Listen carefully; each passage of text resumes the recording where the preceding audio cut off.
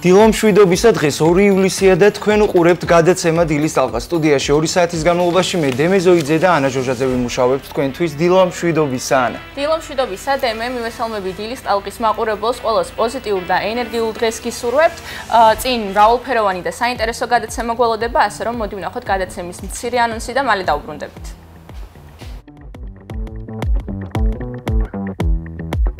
2 ივლისი სპორტული ჟურნალისტიკის საერთაშორისო დღეა. თარიღი 1920 წლიდან აღინიშნება, ხოლო 1922 წლის 2 ივლისს იტალიაში ვენეციის მახლობლად დაიბადა ცნობილი მოდელიორი პიერ კარდენი. ეს და სხვა საინტერესო ამბები რუბრიკაში ამ დღეს. მერილ სტრიპი, ენ ჰეთეუეი, ემილი ბლანტი და სტენლი ტუჩი ოფიციალურად ბრუნდებიან ფილმში ეშმაკ საცრია პრადა 2. რა არის ლაბუბუ და რატომ გახდა ის ასეთი პოპულარული? გაიგეთ ყველაფერი ამ პატარა სათამაშოს შესახებ ვებსიახლეებში. ჩვენი კულინარიული მოგზაურობა გრძელდება, ჩაინიშნეთ ახალი და სურნელოვანი რეცეპტები ქეთა თხილაიშვილისგან. დღევანდელი შენი კერძი იქნება ახალი კარტოფილის სალათი ბოსტნეულით. გადაცემის მეორე ნაწილში გაიგეთ ამინდის უტყუარი პროგნოზი დილის ტალღის წამყვანებისგან. სპორტული რუბრიკით ჯიჯი შემოგვიერთდება სტუმართან ერთად ვისაუბრებთ სპორტულ ჟურნალისტიკაზე. რუბრიკაში ბოტანიკო გაგიზიარებთ პრაქტიკულ რჩევებს დეკორატიული ბაღის გასაშენებლად. არ გამოგრჩეთ დილის რადიო ტალღებითა და საინტერესო სტუმრებით. 8-დან 18 აგვისტოს ჩათვლით ბათუმის გმირთა ხეივანში პოპ-აპ ფესტივალი გაიმართება, სადაც ადგილობრივი ხელოვანი ადამიანების და მცირე მეწარმეების ნამუშევრები იქნება გამოფენილი. დეტალებს გაყიდვის შესახებ ფესტივალის ორგანიზატორისგან გავიგებთ. და ბოლოს გადაცემის მიწურულ საფხულის ცივი და ფერადი კოქტეილებით დაგიბრუნდებით, რომელსაც სტუდიაში პროფესიონალ ბარმენთან ერთად მოვამზადებთ და რეცეპტსაც გაგიზიარებთ. უყურეთ დილის ტალღას ყოველ სამუშაო დღეს 8 საათსა და 30 წუთზე. მოკლედ როგორც ანონსიდან შეიტყვეთ, არსად არ უნდა გადართოთ, მოიმარჯვეთ ჩაიან ყავა, მოусხედით ეკრანებს, ჩართით დილის ტალღა და უყურეთ გადაცემას. ნამდვილად ესეა, დღეს დილიდან წვიმიანი ამინდი იყო, ჩვენს ქალაქში საკმაოდ ძლიერი წვიმა იყო დილიდან. ვნახოთ ახლა ამინდის პროგნოზი შენარჩუნდება თუ არა ეს უამინდობა მთელი დღის მანძილზე, როგორც ბათუმში, ასევე საქართველოს სხვა ქალაქებში. ნახოთ. და დღეს ბათუმში +26 გრადუსი იქნება ჰაერის ტემპერატურა, მოღრუბლული ამინდია. ქობულეთში +26 გრადუსი იქნება, ქედაში +25, შუახევში 23 გრადუსი სითბო დაფიქსირდება, ხულოში +21, ხოლო გოდერძის უღელტეხილზე +19 გრადუსი, +10 გრადუსი იქნება ჰაერის ტემპერატურა. ოზურგეთსა და ურეკში +26 გრადუსი იქნება ჰაერის მაქსიმალური ტემპერატურა, ლანჩხუთში +26, ჩოხატაურში 25 გრადუსი იქნება ჰაერის ტემპერატურა, ხოლო ბახმაროში 20 გრადუსი სითბო. ყველგან მოღრუბლული ამინდია და მცირე წვიმა იქნება დღის მანძილზე. ფოთში +26 გრადუსი, ანაკლიაში +26, სოხუმში +27, ხოლო ზუგდიდში +28 გრადუსი იქნება ჰაერის ტემპერატურა. კოპიტნარსა და ქუთაისში +27 გრადუსი სითბო, საირმეში კი +24 გრადუსი იქნება ჰაერის ტემპერატურა და ყველგან წვიმიანი მოღრუბლული ამინდია. მესტიაში +26, ბორჯომში +30, ბაკურიანში +23, ხოლო აბასთუმანში 26 გრადუსი სითბო იქნება ჰაერის ტემპერატურა. სტაბილურად წვიმიანი ამინდია დღეს მთელი დღის მანძილზე ყველგან. ახალციხეში +22 გრადუსი, გორში +31, ცხინვალში +30, ხოლო თელავში +29 გრადუსი იქნება ჰაერის მაქსიმალური ტემპერატურა. და ბოლოს დედაქალაქში თბილისში +29 გრადუსი დაფიქსირდება ჰაერის ტემპერატურა და დედაქალაქში მზიანი ოდნავ მოღრუბლული ამინდია. მოკლედ, წვიმიანი ამინდია მეტნაკლებად ძირითადად ყველგან, მაგრამ ბათუმელებს წვიმა არ გვაშინებს, ასე რომ დაველოდოთ, როდის გამოანათებს მზე და როდის წამოვა უკვე კარგი თბილი და მზიანი ამინდა. არ გვაშინებს, მაგრამ მაინც განწყობაზე მოქმედებს ივნისში, რომ წვიმს, მაგრამ არ მივცეთ ამინც იმის საშუალება, რომ ჩვენს განწყობაზე იმოქმედოს. როგორც მნიშვნელოვანია ამინდი, ასევე მნიშვნელოვანია ვალუტის ოფიციალური კურსი. ეხლა კი ვნახოთ 2 ივლისის ვალუტის ოფიციალური კურსი.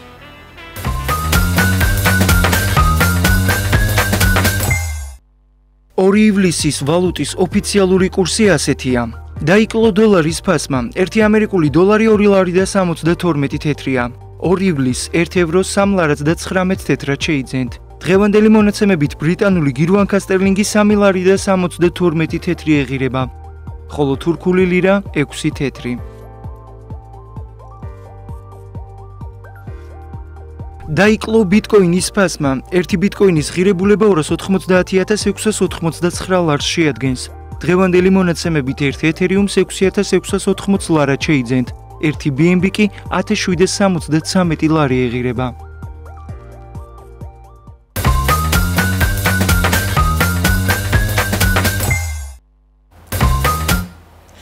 მოკლედ საფხულში განსაკუთრებით გვინდება ხოლმე რომ სუბუქად ვიკვებოთ, სუბუქის სალათი მივირთვათ, ან გამოგრილებელი სასმელები დავლიოთ და სწორედ ესეთ რეცეპტებს გვთავაზობს ქეთა ბოლო დღეების მანძილზე, რეცეპტებს, რომლებიც არის მარტივი, პრაქტიკული, მადი სამხსრელიც ასევე გემრიელი და ეხლა სწორედ სამზარეულოში უნდა შევიხედოთ და ქეთა დღეს მოგვიმზადებს ახალი კარტოფილის სალათას ბოსტნეულით. უკვე კარგად და გემრიელად ჟღერს ეს ეპიზოდი. ნახოთ, როგორ რეცეპტს შემოგთავაზებს და მალე დაგიბრუნდებით. ნახოთ, შენი კერძი.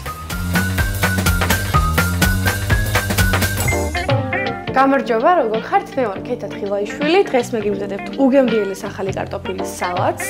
დაგჭირდება ამ სალათისთვის, რა თქმა უნდა, ახალი კარტოფილი, კარგად გარეცხილი, დაგჭირდება ყველი, დაგჭირდება ნუშის გული, ორეგანო, პაპრიკა, რუკოლა, პომიდორი ჩერი, ზეთი, წიწაკების მიქსი და მარილი. და ასევე, ну, რა თქმა უნდა, აეროგრილი. ზაფხულია და მრავალფეროვანი სალათების დროც დადგა, პერიოდია ასეთი, ამიტომ ძალიან კარგი ვარიანტია ეს ახალი კარტოფილის სალათის მომზადება. როგორც გითხარით, აქ წინასწარ გარეცხილი მაქვს კარგად და გასუფთავებული, რამოდენიმე არის მოზრდილი, ამიტომ შუაში გავჭრი.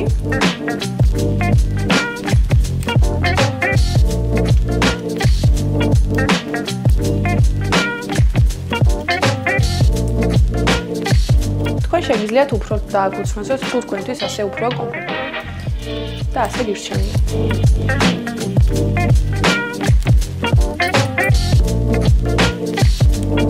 აი ასე. ამას ახლა დავამატოთ მარილი.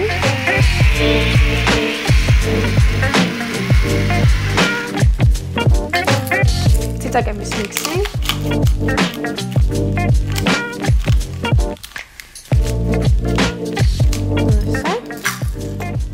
ერთი ჩაის კოვზი პაპრიკა. ორეგანო. ეს ერთი ჩაის კოვზი. ზეთი.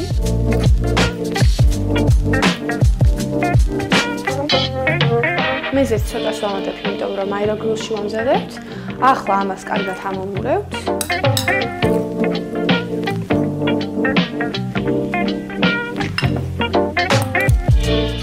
ყველაფერი ახლა გადაგვაქვს აეროგრილში, სადაც უკვე პერგამენტის ქაღალდი მაქვს დაფენილი. მოვათავსოთ ახლა ეს აეროგრილში 15 წუთის ან 20 წუთის განმავლობაში ბოსტნეულის რეჟიმზე.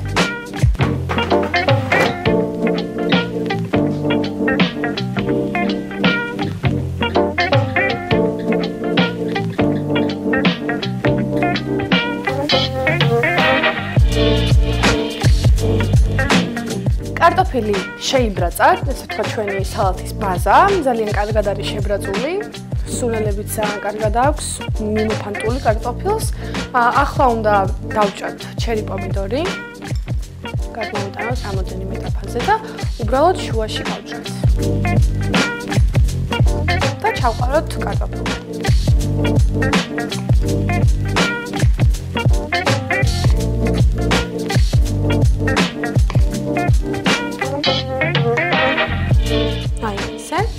ახლა გადავიტანოთ ყველი. ეს ამალისია. ავიღოთ ახლა რუკოლას ფოთლები და აი მხოლოდ ეს ნაწილები მოვაწყვიტოთ და ჩავყაროთ. დაიმახსოვროთ ის, რომ რუკოლა ცოტა გამოიყენეთ, იმიტომ რომ მაქვს ძალიან მძაფრი და სპეციფიური გემო. ოდნავაც რომ მეტი გამოიყენოთ, შეიძლება სალათს მთლიანად გემო შეუცვალოს. აი ასე. ახლა ავიღოთ ნუში. და ნუში უბრალოდ შუაში გავჭრით.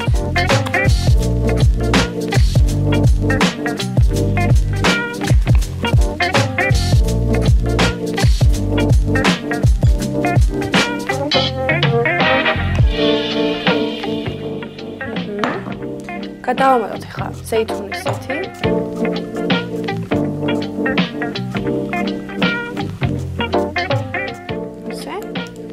ცოტათი ზაკეთის მიქსი.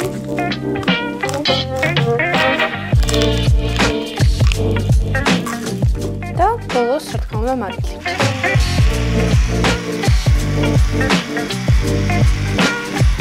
ახლა ამ ყველაფერს კარგად აბურევთ.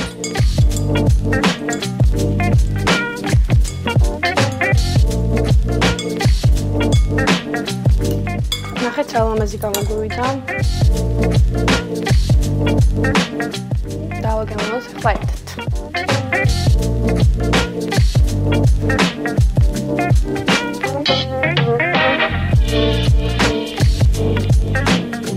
უგემრიელესი, ანუ მართლა ძალიან გემრიელია და ეს 15 წუთი არის ზუსტი დრო იმისათვის, რომ ახალი კარტოფილი კარგად შეიბრატოს, ერთსუნელებით ძალიან უხდება, რუკოლამაც ძალიან კარგი გემომისცემენ, მოკლედ. სეზონთან შესაბამისი სალათია, ძალიან მოგეწონებათ დარწმუნებული ვარ, ძალიან გემრიელია. მე კი მომდევნო რუბრიკაზე გემშვიდობით, კეთილი სურვილებით ნახვამდის.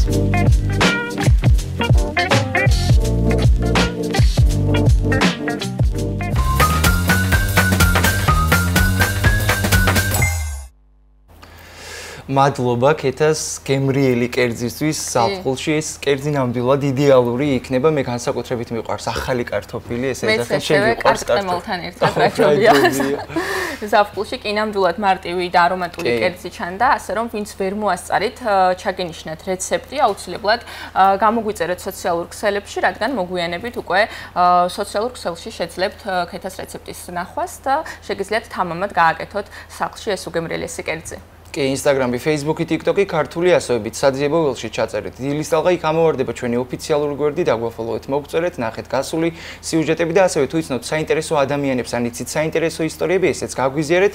ჩვენი გადამღები ჯგუფი მოვა და აუცილებლად გადაიღებს. ეხლა თბილისის დროით ზუსტად 9 საათი უნდა შესულდეს და გავიგოთ რა ხდება საქართველოში და საქართველოს ფარგლებს გარეთ. პირდაპირ ეთერში ირაკლი ყურაშვილი შემოგვიერთდება, ირაკლი დილომშვიდობისა. დილომშვიდობისა.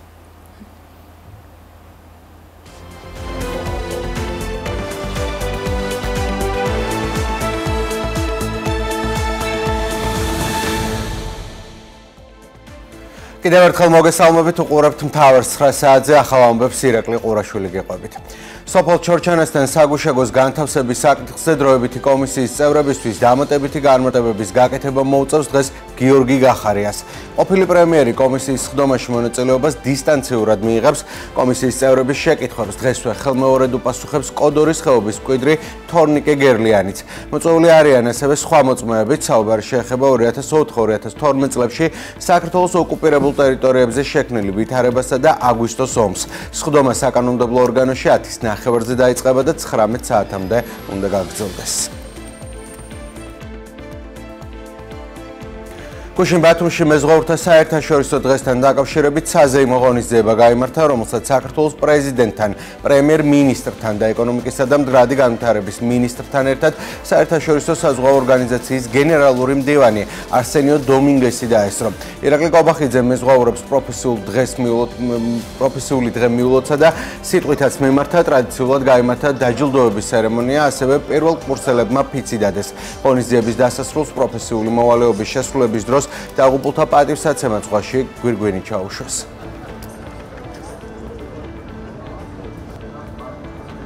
თითოეული ქართველი მეზღვაური ჩვენი ქვეყნის სიამაყეა. საქართველოს მიერ გაცემული მეზღვაურის სერტიფიკატები აღიარებულია ევროკავშირისა და მსოფლიოს 50-ზე მეტი ქვეყნის მიერ.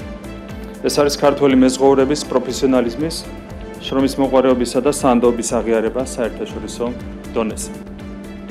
ჩვენს მეზღვაურებს უმნიშვნელოვანესი წვლილი აქვს საქართველოს ეკონომიკაში. რიცხვებში გამოხატული ეს წვლილი ყოველწლიურად დაახლოებით $200 მილიონ შეადგენს.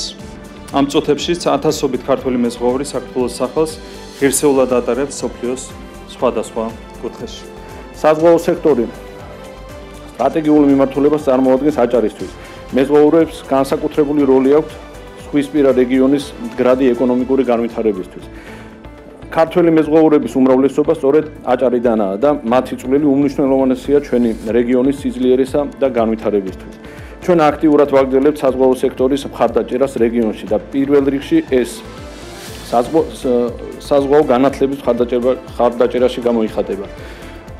მრავალწლიანმა გამოცდილებამ გაზარდა მეზღვაურების ის თაობა, რომელიც წარმატებით საქმიანობს წამყვან საერთაშორისო საზღვაო კომპანიებში. მინდა ყველა მეზღვაურს, გამორჩეულად ქართველ მეზღვაურებს, საზღვაო სფეროში დასაქმებულ ყველა ადამიანს მიულოცო ეს დღე, მეზღვაურის დღე, მინდა ვისარგებლო შემთხვევით და მადლობა გადაუხადო საქართველოს პრეზიდენტს, პრემიერ-მინისტრს, მათი დღევანდელ დღეს სტუმრობა კიდევ ერთი დასტურია, თუ რაოდენ მნიშვნელოვანია საქართველოში საზღვაო სფერო და მეზღვაურის პროფესია. ძალიან მოხარულები ვართ დღეს, რომ ესე აღინიშნა მეზღვაურთა საერთაშორისო დღე. დღეს გადმომეცა ჯილდო განსაკუთრებული დამსახურებისთვის. ფიქრობ, რომ ჩვენ საზღვაო ქვეყანა ვართ, ძალიან დიდი ტრადიციების ქვეყანა ვართ და ყოველწლიურად ამ ქალაქს და ჩვენ თავს ისე ვახსენებთ, რომ საქართველოს საზღვაო ქვეყანაა. პარლამენტმა პირველი მოსმენით დაჩქარებული წესით განიხილა ცვლილებები, რომლის ძალაში შესვლის შემდეგ ნარკომანიის ჩანაცვლებითი თერაპიის პროგრამის განხორციელებაზე პასუხისმგებლობას სრულად სახელმწიფო აიღებს. გარდა ამისა, მკაცრდება სახელმწიფოს პოლიტიკა ფსიქოტროპული მედიკამენტების რეალიზაციის კუთხითაც. დღეის მონაცემებით ქვეყანაში ჩანაცვლებითი თერაპიის 51 ცენტრი ფუნქციონირებს, აქედან 21 სახელმწიფო და 20 კერძო სტრუქტურას მიეკუთვნება. სამცხე-ჯავახეთის სატყეო სამსახურის თანამშრომლებმა ბაკურიანში სახელმწიფო ტყის ტერიტორიაზე 6 კუბურ მეტრამდე პირველი ხარისხის სამასალე მერქანის უკანონოდ მოპოვების ფაქტი გამოავლინეს. ადგილობრივი სამართალდამცავების მიმართ შედგა ადმინისტრაციული სამართალდამცავების ოქმი, ხოლო უკანონოდ მოპოვებული სამასალე მერქანი გადატანილია წაღვერის საქმიან ეზოში.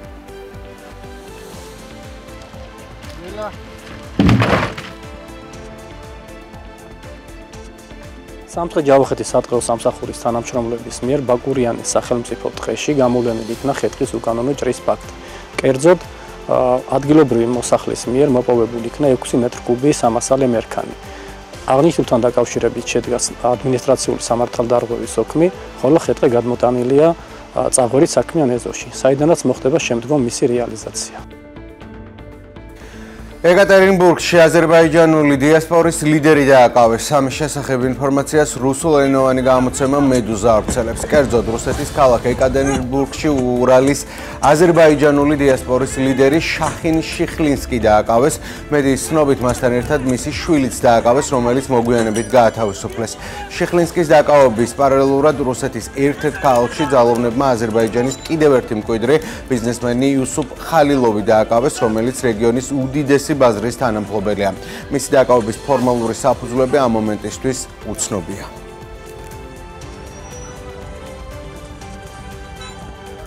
აჭარის ხელოვნების მუზეუმში მხატვარ ორხან მამედოვის პერსონალური გამოფენა გაიხსნა. ექსპოზიციაზე კონცეპტუალური ხასიათის სიუჟეტური კომპოზიციებია წარმოდგენილი, რომლებიც სხვადასხვა ტექნიკით არის შესრულებული.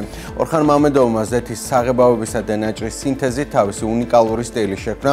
ზეთისა და ტილოს გარდა მან გამოიყენა შერეული მედიის ელემენტები, ძაფები და თოკები, რაც ხელოვანისთვის მთავარი ატრიბუტი და შთაგონების წყარო გახდა. მამედოვის ნამუშევრები აჭარის მუზეუმის გალერეაში 10 ივლისამდე დარჩება.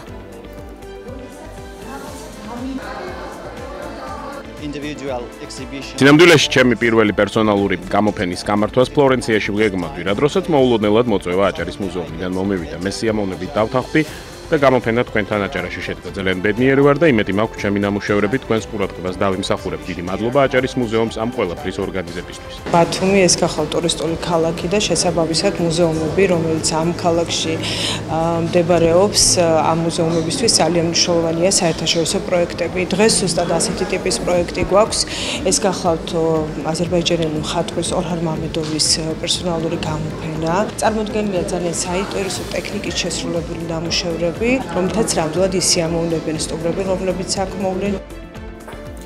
ბათუმში გრძელდება მსოფლიო თასის გათამაშება ჭადრაკში 8-დან 12 წლამდე ვაჟთა გოგონათა შორის. ტურნირი ტრადიციულია და მას ბათუმი უკვე მე-13 მასპინძლობს, რომელშიც 40-მდე ქვეყნის 300-მდე მოჭადრაკე ასპარეზობდა. უკვე გამოიკვეთნენ ლიდერები, საქართველოდან 12 წლამდე გოგონათა შორის მედლის მოპოვების შანსი თეა რუსიტაშვილს აქვს, ამჟამად ის მე-3 პოზიციაზე იმყოფება. ჩემპიონები და პრიზიორები კი დღეს გამოვლინდებიან. იწყება ტურნირის მეორე ეტაპი, როდესაც უკვე ადაბეჯ ჯგუფის გამარჯვებულები და შესაბამისობის მხრივ პირველ ადგილზე გასული A ჯგუფი ხდება პირველ ადგილზე გასულ B ჯგუფს უკვე ბრძოლა იწყება პირველი მეორე ადგილებისთვის. აგრეთვე გაიმართა საერთაშორისო ბლიც ტურნირი ნესისის თასი, სადაც 12-მა ქვეყანამ მიიღო მონაწილეობა, გამოვლინდნენ გამარჯვებულები. პირველი ადგილი დაიკავა დავით ჯოჯუამ, საერთაშორისო დიდოსტატმა, მეორე ადგილი ნოდარ ლორთქიფანიძემ და მესამე ადგილი დავით მაღალაშვილმა. აქვე აღნიშნა კესარიამ გელაძეს წინვალე თამაშს, მან პირველი ადგილი ქალთაშორის დაიკავა, მოიპოვა, მეორე ადგილზე გავიდა ინდოელი სტუმარი მწვრთნელი და მესამე ადგილზე აგრეთვე ისევ ქართველი გავიდა მარიამ ცეცხლაძის სახით. ასეთი გახლავთ ამ დროისთვის განვითარებული მოვლენები, ახალი ამბებით პირდაპირ ეთერს დაუბრუნდებით 10 საათზე, თქვენ კი რა თქმა უნდა განაგრძოთ დილის ტალღის ყურება. მადლობა ირაკლი, ჩვენ კი შევახსენოთ მაყურებლებს, ვინც ახლა შემოგვიერთდა და თქვენ უყურებთ. გადაცემა დილის ტალღა სტუდიაში მე დემე ზოიძე და ანა ჟოჟაძე ვმუშაობთ. ახლა კი ვნახოთ გადაცემის მეორე ნაწილის ანონსი და მალე დაუბრუნდებით.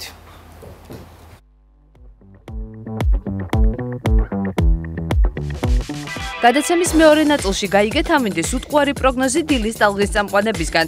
სპორტული რუბრიკით ჯიჯი შემოგვიერთდება სტუმართან ერთად ვისაუბრებთ სპორტულ ჟურნალისტიკაზე. რუბრიკაში ბოტანიკო გაგიზიარებთ პრაქტიკულ რჩევებს დეკორატიული ბაღის გასაშენებლად. არ გამოგრჩეთ დილის რადიო ტალღებითა და საინტერესო სტუმრებით. 8-დან 18 აგვისტოს ჩათვლით ბათუმის გმირთა ხეივანში პოპ-აპ ფესტივალი გაიმართება, სადაც ადგილობრივი ხელოვანი ადამიანების და მცირე მეწარმეების ნამუშევრები იქნება გამოფენილი. დეტალებს გაყიდვის შესახებ ფესტივალის ორგანიზატორისგან გავიგებთ.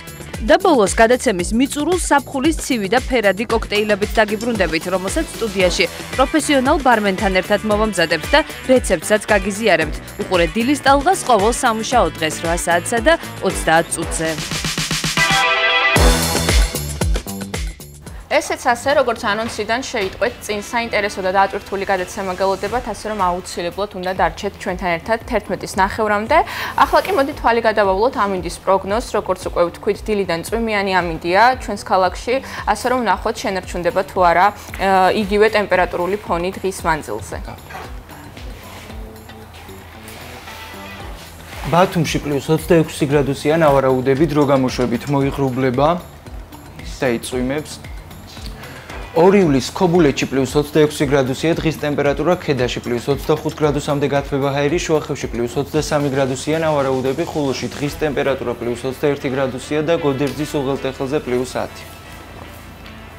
ოზურგეთსა და ურეკში +26 გრადუსამდე გათბება ჰაერი, ლანჩხუთშიც ასევე 26 გრადუსია ნავარაუდები, ჩოხატაურში დღის ტემპერატურა +25 გრადუსი შენარჩუნება, ხოლო ბახმაროში +20.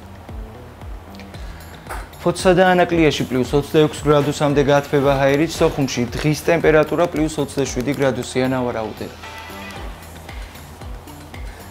ზუგდიდში +28 გრადუსია, მოსალოდნელი დრო გამოშვებით მოიღრუბლება. კოპიტნარში +27 გრადუსი, დრო გამოშვებით ღრუბლიანი დღეა ნავარაუდები. ქუთაისში 2 ივლისს +27 გრადუსია ნავარაუდები, დღის ტემპერატურა. საირმეში +24, მესტიაში +26 გრადუსი, ბორჯომში +30 გრადუსი, ხოლო ბაკურიანში დღის ტემპერატურა +23 გრადუსამდე გათბება.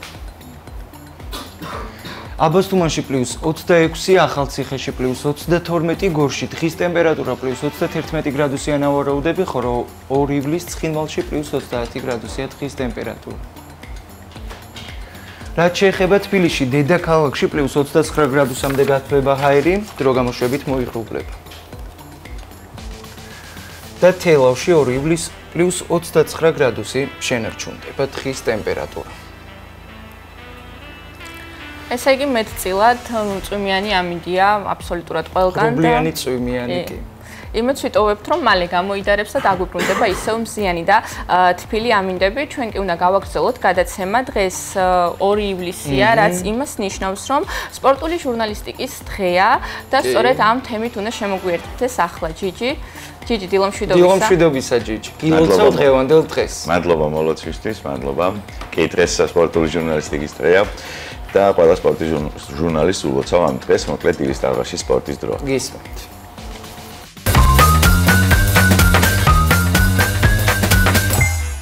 დილამშვიდობის მოგესალმებით, ვიწყებთ სპორტზე საუბარს და დღევანდელი სრული რუბრიკა დაეთმობა სპორტულ ჟურნალისტიკას. 1924 წლის ზაფხულის ოლიმპიური თამაშების შემდეგ შეიქმნა სპორტულ ჟურნალისტთა ასოციაცია და მას შემდეგ მოკლედ 2 ივლისს აღინიშნება ის დღე და შესაბამისად რა თქმა უნდა ჩვენც არ ვართ გამონაკლისი და დღევანდელ დღეს აღვნიშნავთ და სტუმარი გვყავს ამ თემასთან დაკავშირებით სპორტული ჟურნალისტი კობა ინასარიძე იქნება ჩვენი სტუმარი დილიდან და მივესალმები მას.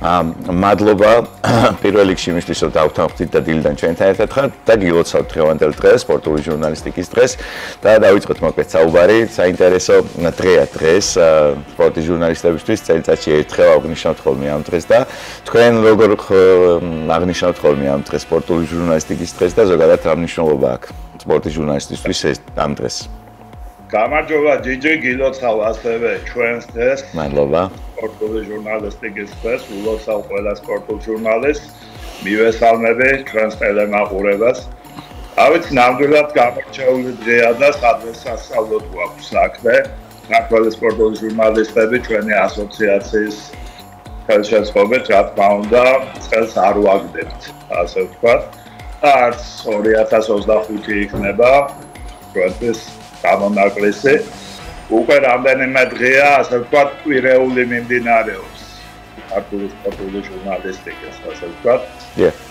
აღნიშნეთ იყო ნაირ-ნაირი ტურნირები აქტივობები და კულმინაცია დღეს იქნება ყველაფრის ახლა სულ რამდენიმე საათში ჩვენი ერთ-ერთი გამორჩეული კოლეგის ხსოვნის ტურნირს ვიწყებთ ბაჩოს თასი ასე ვთქვათ ბათუმელი იყო ბაჩოს ვაინზე კი ბატონო რომელიც ტრაგიკულად გარდაიცვალა 15 წლის წინ და აი ეს 15 წელიწადი მუდამ ესე ვთქვათ მის ხსოვნას მისი სახელობის ტურნირით პატივს ვაგებთ ხოლმე და საღამოს უკვე 7:30-დან მთელი ჩვენი სპორტული საზოგადოება ალბათ თავრობის წევრებიც შევიკრიბებით ერთად და აღნიშნავთ ჩვენს დღეს კი ბატონო იქნება ჩვენი კოლეგების დაჯილდოება და რა ვიცი სხვადასხვა კომისიები კი ბატონო მოდი დავიწყოთ როგორც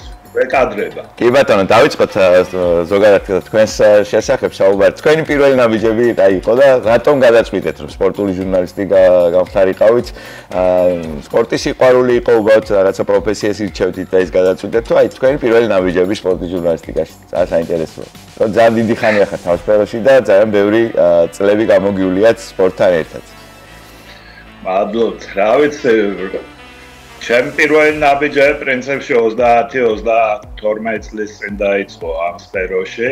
ცხადია სპორტის და კონკრეტულად ფეხბურთის სიყვარულმა განაპირობა ჩემი არჩევანი, ჩემი პროფესია და ბედნიერი ვარ რომ ამ საქმეს ვემსახურები ქართულ სიტყვას, მართალ სიტყვას და ქართულ ფეხბურთს ასე.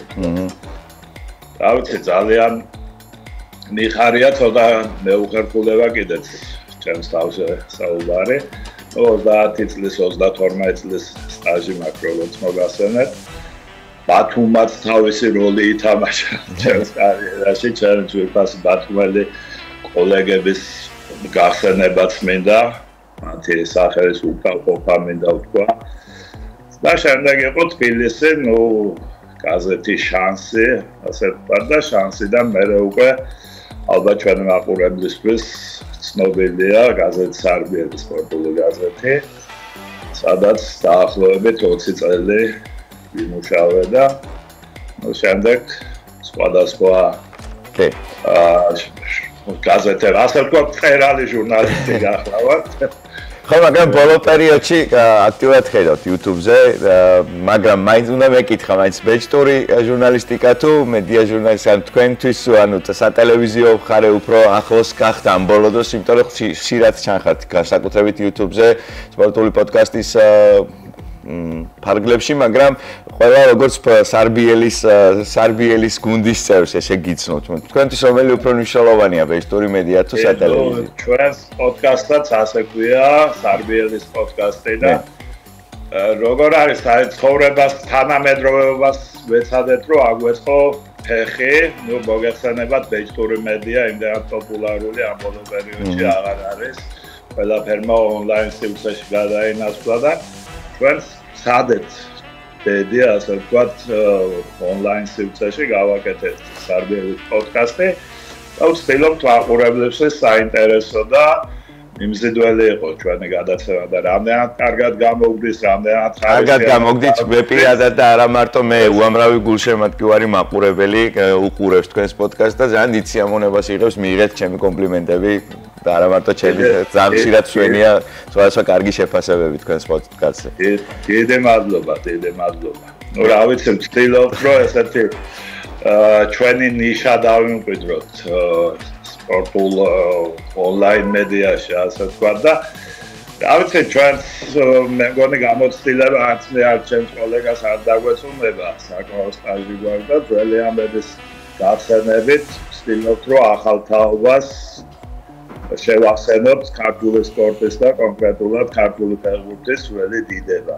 კი ბატონო. ძალიან საინტერესოა თქვენგან ამ აზრის მოსმენა, რა მდგომარეობაშია ახლა ქართული სპორტული ჟურნალისტიკა? თქვენი აზრით რა აკლია, რა სჭირდება იმისთვის, რომ კიდევ უფრო მნიშვნელოვანი როლი შეასრულოს ქართული სპორტის განვითარებაში, პოპულარიზაციაში სპორტული ჟურნალისტიკა?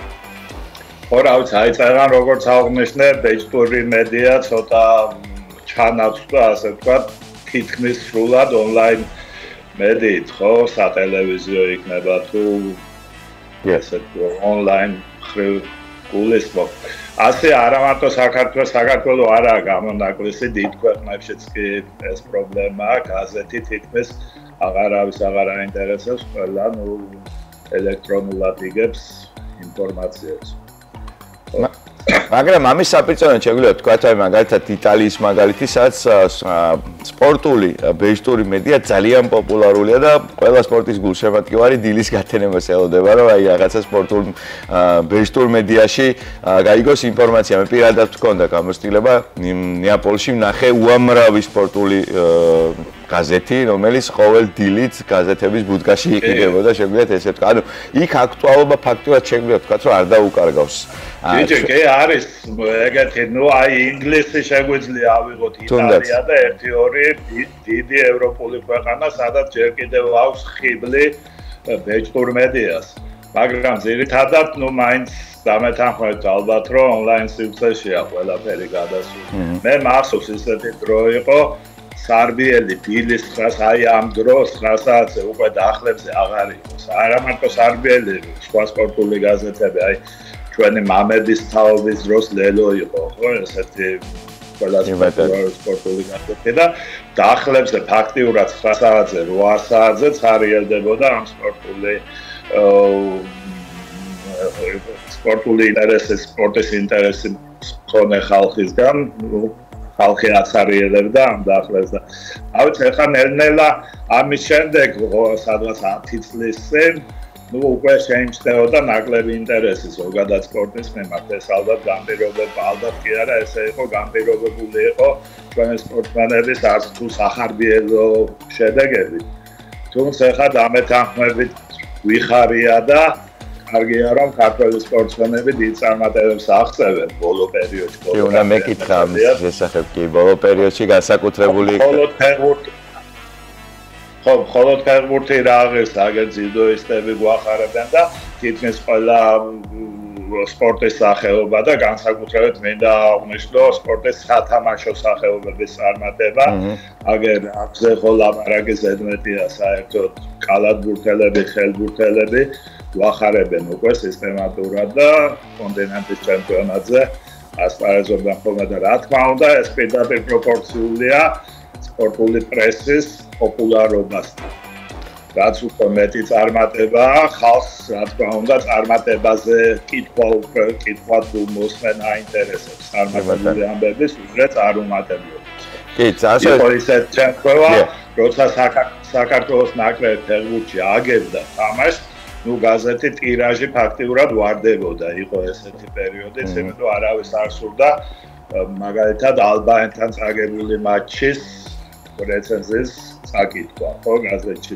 მაგრამ სამაგეროდ მახსოვს პერიოდი საქართველოს მოუგო რუსეთს, თბილისში აი როცა შუქი ჩაქრა იმ მატჩს გეუბნებით, შემდეგ გადათამაშება როცა იყო და სარბიერმა ერთი ტირაჟი ხო გაყიდა დილის 9 საათზე და 12 საათზე უკვე მეორე ტირაჟი ჰქონდა ჩამოყრილი. წარმოიდგინეთ როგორი ინტერესი ჰქონდა და მიხარია რომ ეხლა დაბრუნდა ის დრო და ხალხს ძალიან აინტერესებს სპორტი, ფეხბურთი და შესაბამისად მოთხოვნაც მაღალია.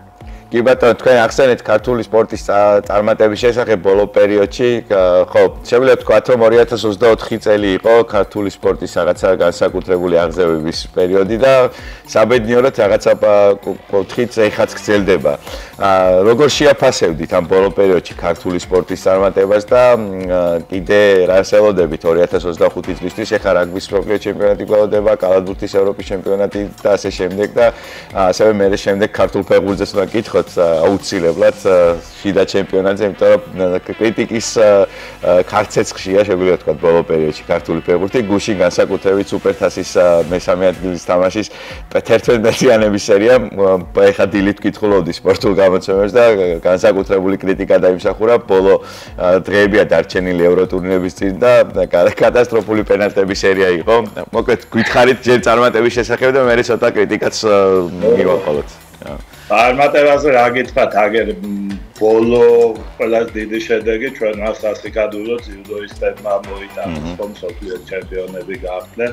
ნუ პირად ჩათვლაში თუ ერთი ოქრო მოვიპოვეთ, რაც არც თუ კარგ შედეგად ითვლება, ხო, ძიუდოისტებისთვის ისევ აქ ნაჩვევი 60 ოქროს მედალს როგორც არაფერი და ნუ გუნდურ პირველობაზე 7 წელია იმართება, ხო, გუნდური პირველობა ძიუდოში და 7 წელი ნუ იაპონელებს ვერავინ ჯობნიდა და ეს პირველად ქართველებმა მოახერხეს გოგო ბიჭებმა და ძალიან დიდი მადლობა მათ სხვათაშორის აკვანინდა ვისარგებლო ეს ჩართვის დასაწყისში ვახსენებ ბაჩოს ხასი გაიმართება მეთქი აქედან ჩართვის შემდეგ პირდაპირ იქნებდივარ და მონაწილეობს ერთ-ერთი გუნდი არის სპორტული მედიცინა ასე ქვია ბადონის ურაბ კახაბრიშვილის კაპიტნობით, ასე ვთქვა და ამ გუნდის მეკარი არის ლაშა გუჯეჯია და თავდასხმელი იქნება ტატო გრიგალაშვილი. რომელმაც დაგვაფასება. რა გუნდი ყოფილა. კი, ეს ძიუდოისტები და ძალიან გვესიამოვნა ეს ფაქტი, რომ თვითონაც ვაფასებენ და ჩვენს რა თქმა უნდა სიამოვნებით უმასპინძლებთ და სპეციალურად დაუშვებთ, რომ სოფლიო ჩემპიონმა ფეხბურთმა და ძიუდოისტმა ითამაშოს ჩვენთან ერთად. მაგარი. ეხლა რაც შეეხება კრიტიკაზე გადავიდეთ, მე ვახსენე ქართული ფეხბურთი და აი თქვენი აქ დავამატებ ამ კითხვას. ამდენად მნიშვნელოვანია კრიტიკული იყოს სპორტული ჟურნალისტიკა. ხომ არ ფიქრობთ, რომ რაღაცები დავაკელით იმისთვის, რომ უფრო მეტი უნდა გველაპარაკა ქართული ფეხბურთის შესახებ, რომ ის რაც დღეს საქართველოს ჩემპიონატში ხდება არ ყოფილიყო ესე და ისე როგორც ნაკრები განვითარდა, ასე განვითარებულიყო საქართველოს ეროვნული ჩემპიონატი ფეხბურთში. რა ვიცი, ჯიჯი, რა გითხრათ, 30 წელიწადია ვაკრიტიკებთ. ქართულ ფეხბურთს, საკლუბო ფეხბურთს განსაკუთრებით და რა ვიცი, არა და არ დაგვადგა საშველი ერთადერთხელ იყო 2004 წელს, რომ ნათელი გამონათება, ასე ვთქვათ, როცა თბილისის დინამო გავიდა ევროტურნირების ჯგუფურ ეტაპზე და იმის შემდეგ ვართ მოლოდინში, მაგრამ არ დაგვადგა საშველი. ბათუმი იყო ხო ჩვენ საყვარელი გუნდი ორივესთვის. და ძალიან ახლო ჯგუფურ ეტაპთან, მაგრამ არც ბათუმელებს გამოუვიდათ არაფერი. ტორპედო იყო ერთნაბიჯი, არ ტორპედოს გამოუვიდა და ნუ სამწუხაროდ ესე უკან და უკან მიდის. ქართული საკლუბო ფეხბურთი UEFA-ს წევრი 55 ასოციაციიდან საქართველოს ჩემპიონატის ქართული საკლუბო ფეხბურთი, სადაც 49-52 ადგილზეა და ნუ შეგვიძლია არ მომერიდება ამ სიტყვით თქვა კატასტროფული ვითარება.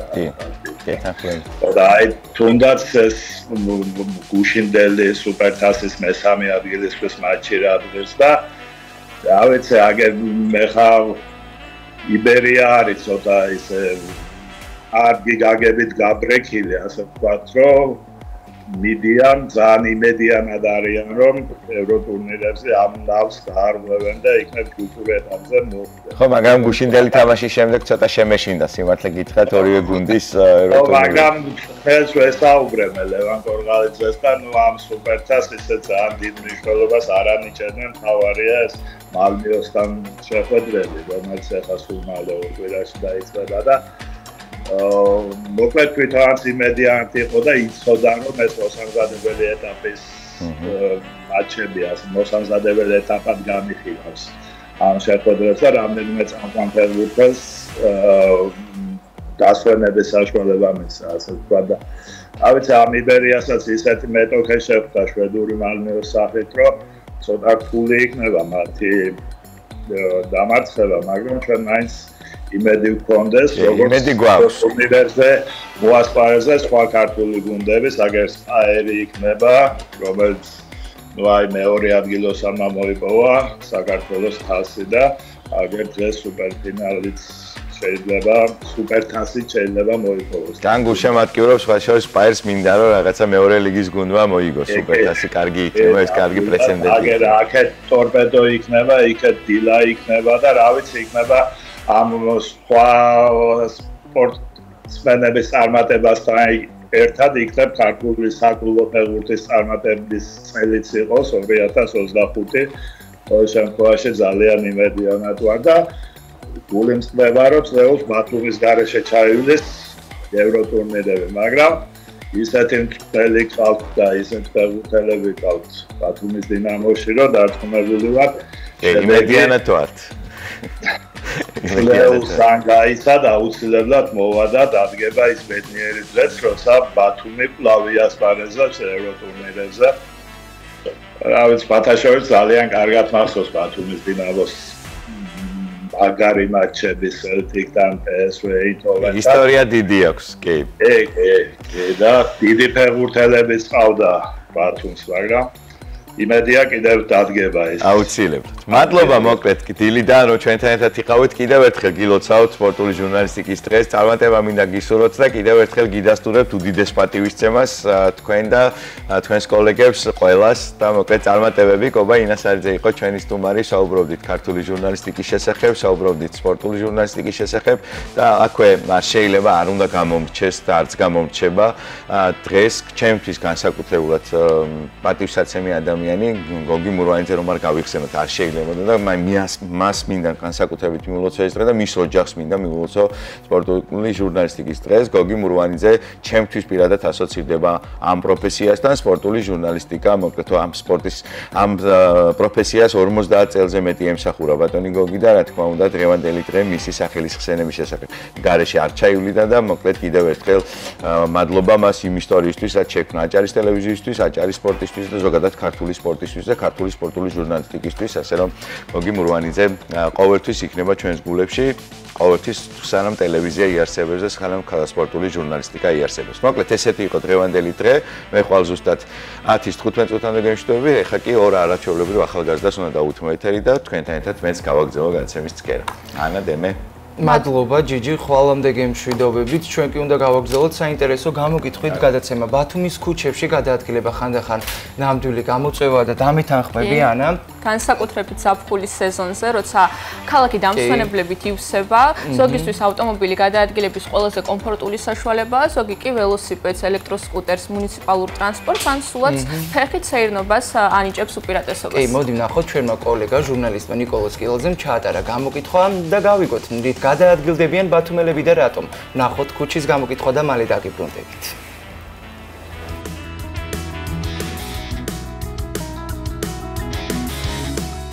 ბათუმი არის ქალაქი, სადაც განსაკუთრებულად გამოიყენებენ ეკოტრანსპორტს. იქნება ეს ველოსიპედი, სკროლი თუ სხვა საშუალება. ერთად გავიგოთ თუ რა ტრანსპორტს გამოიყენებენ ბათუმში გადასაადგილებლად. თუ ყავს რაიმე ეკოტრანსპორტი და თუ გამოიყენებ მას ბათუმში გადასაადგილებლად. ველოსიპედი მყავს და ასევე ელექტროსკუტერი მყავს და ყოველდღიურად ამ ორ ტრანსპორტს ვიყენებ. რამდენად კომფორტულია ბათუმში ეკოტრანსპორტით გადაადგილება? ბათუმში ვფიქრობ, რომ ყველაზე კომფორტული არის ქალაქის საცობებიდან გამომდინარე მარტივი არის და დროსაც ვზოგავ ყოველთვის. თუმცა გზების ინფრასტრუქტურა ბოლომდე არ გვიწყობს ხელს იმაში, რომ მარტივი იყოს გადაადგილება ქალაქის ტერიტორიაზე. ბათუმში უმეტესად ვიყენებთ სკროლს საცობების გამო. იმიტომ რომ ბათუმში საცობებია ძალიან და მარტივია უფრო გადაადგილება სკროლით. არიან ადამიანების ნაწილი, რომელიც იყენებენ ან ველოსიპედს, ან სკროლს. ველოსიპედი ბათუმისთვის ძალიან ხელსაყრელია, იმიტომ რომ ბათუმში გვაქვს ველობილიკები, რასაც იყენებენ ხალხი და ძალიან კარგია დასადგილებელია. რომელი ტრანსპორტია ბათუმში ყველაზე მოსახერხებელი გადასაადგილებლად? მოპედი და სკროლი. საცობები იქნება რაღაცა, უფრო კარგად გაივლის. მოპედი უფრო ბევრად ხმარობენ რა, როცა საცობებია რაღაცა. მოპედი უფრო ბევრია ბათუმში.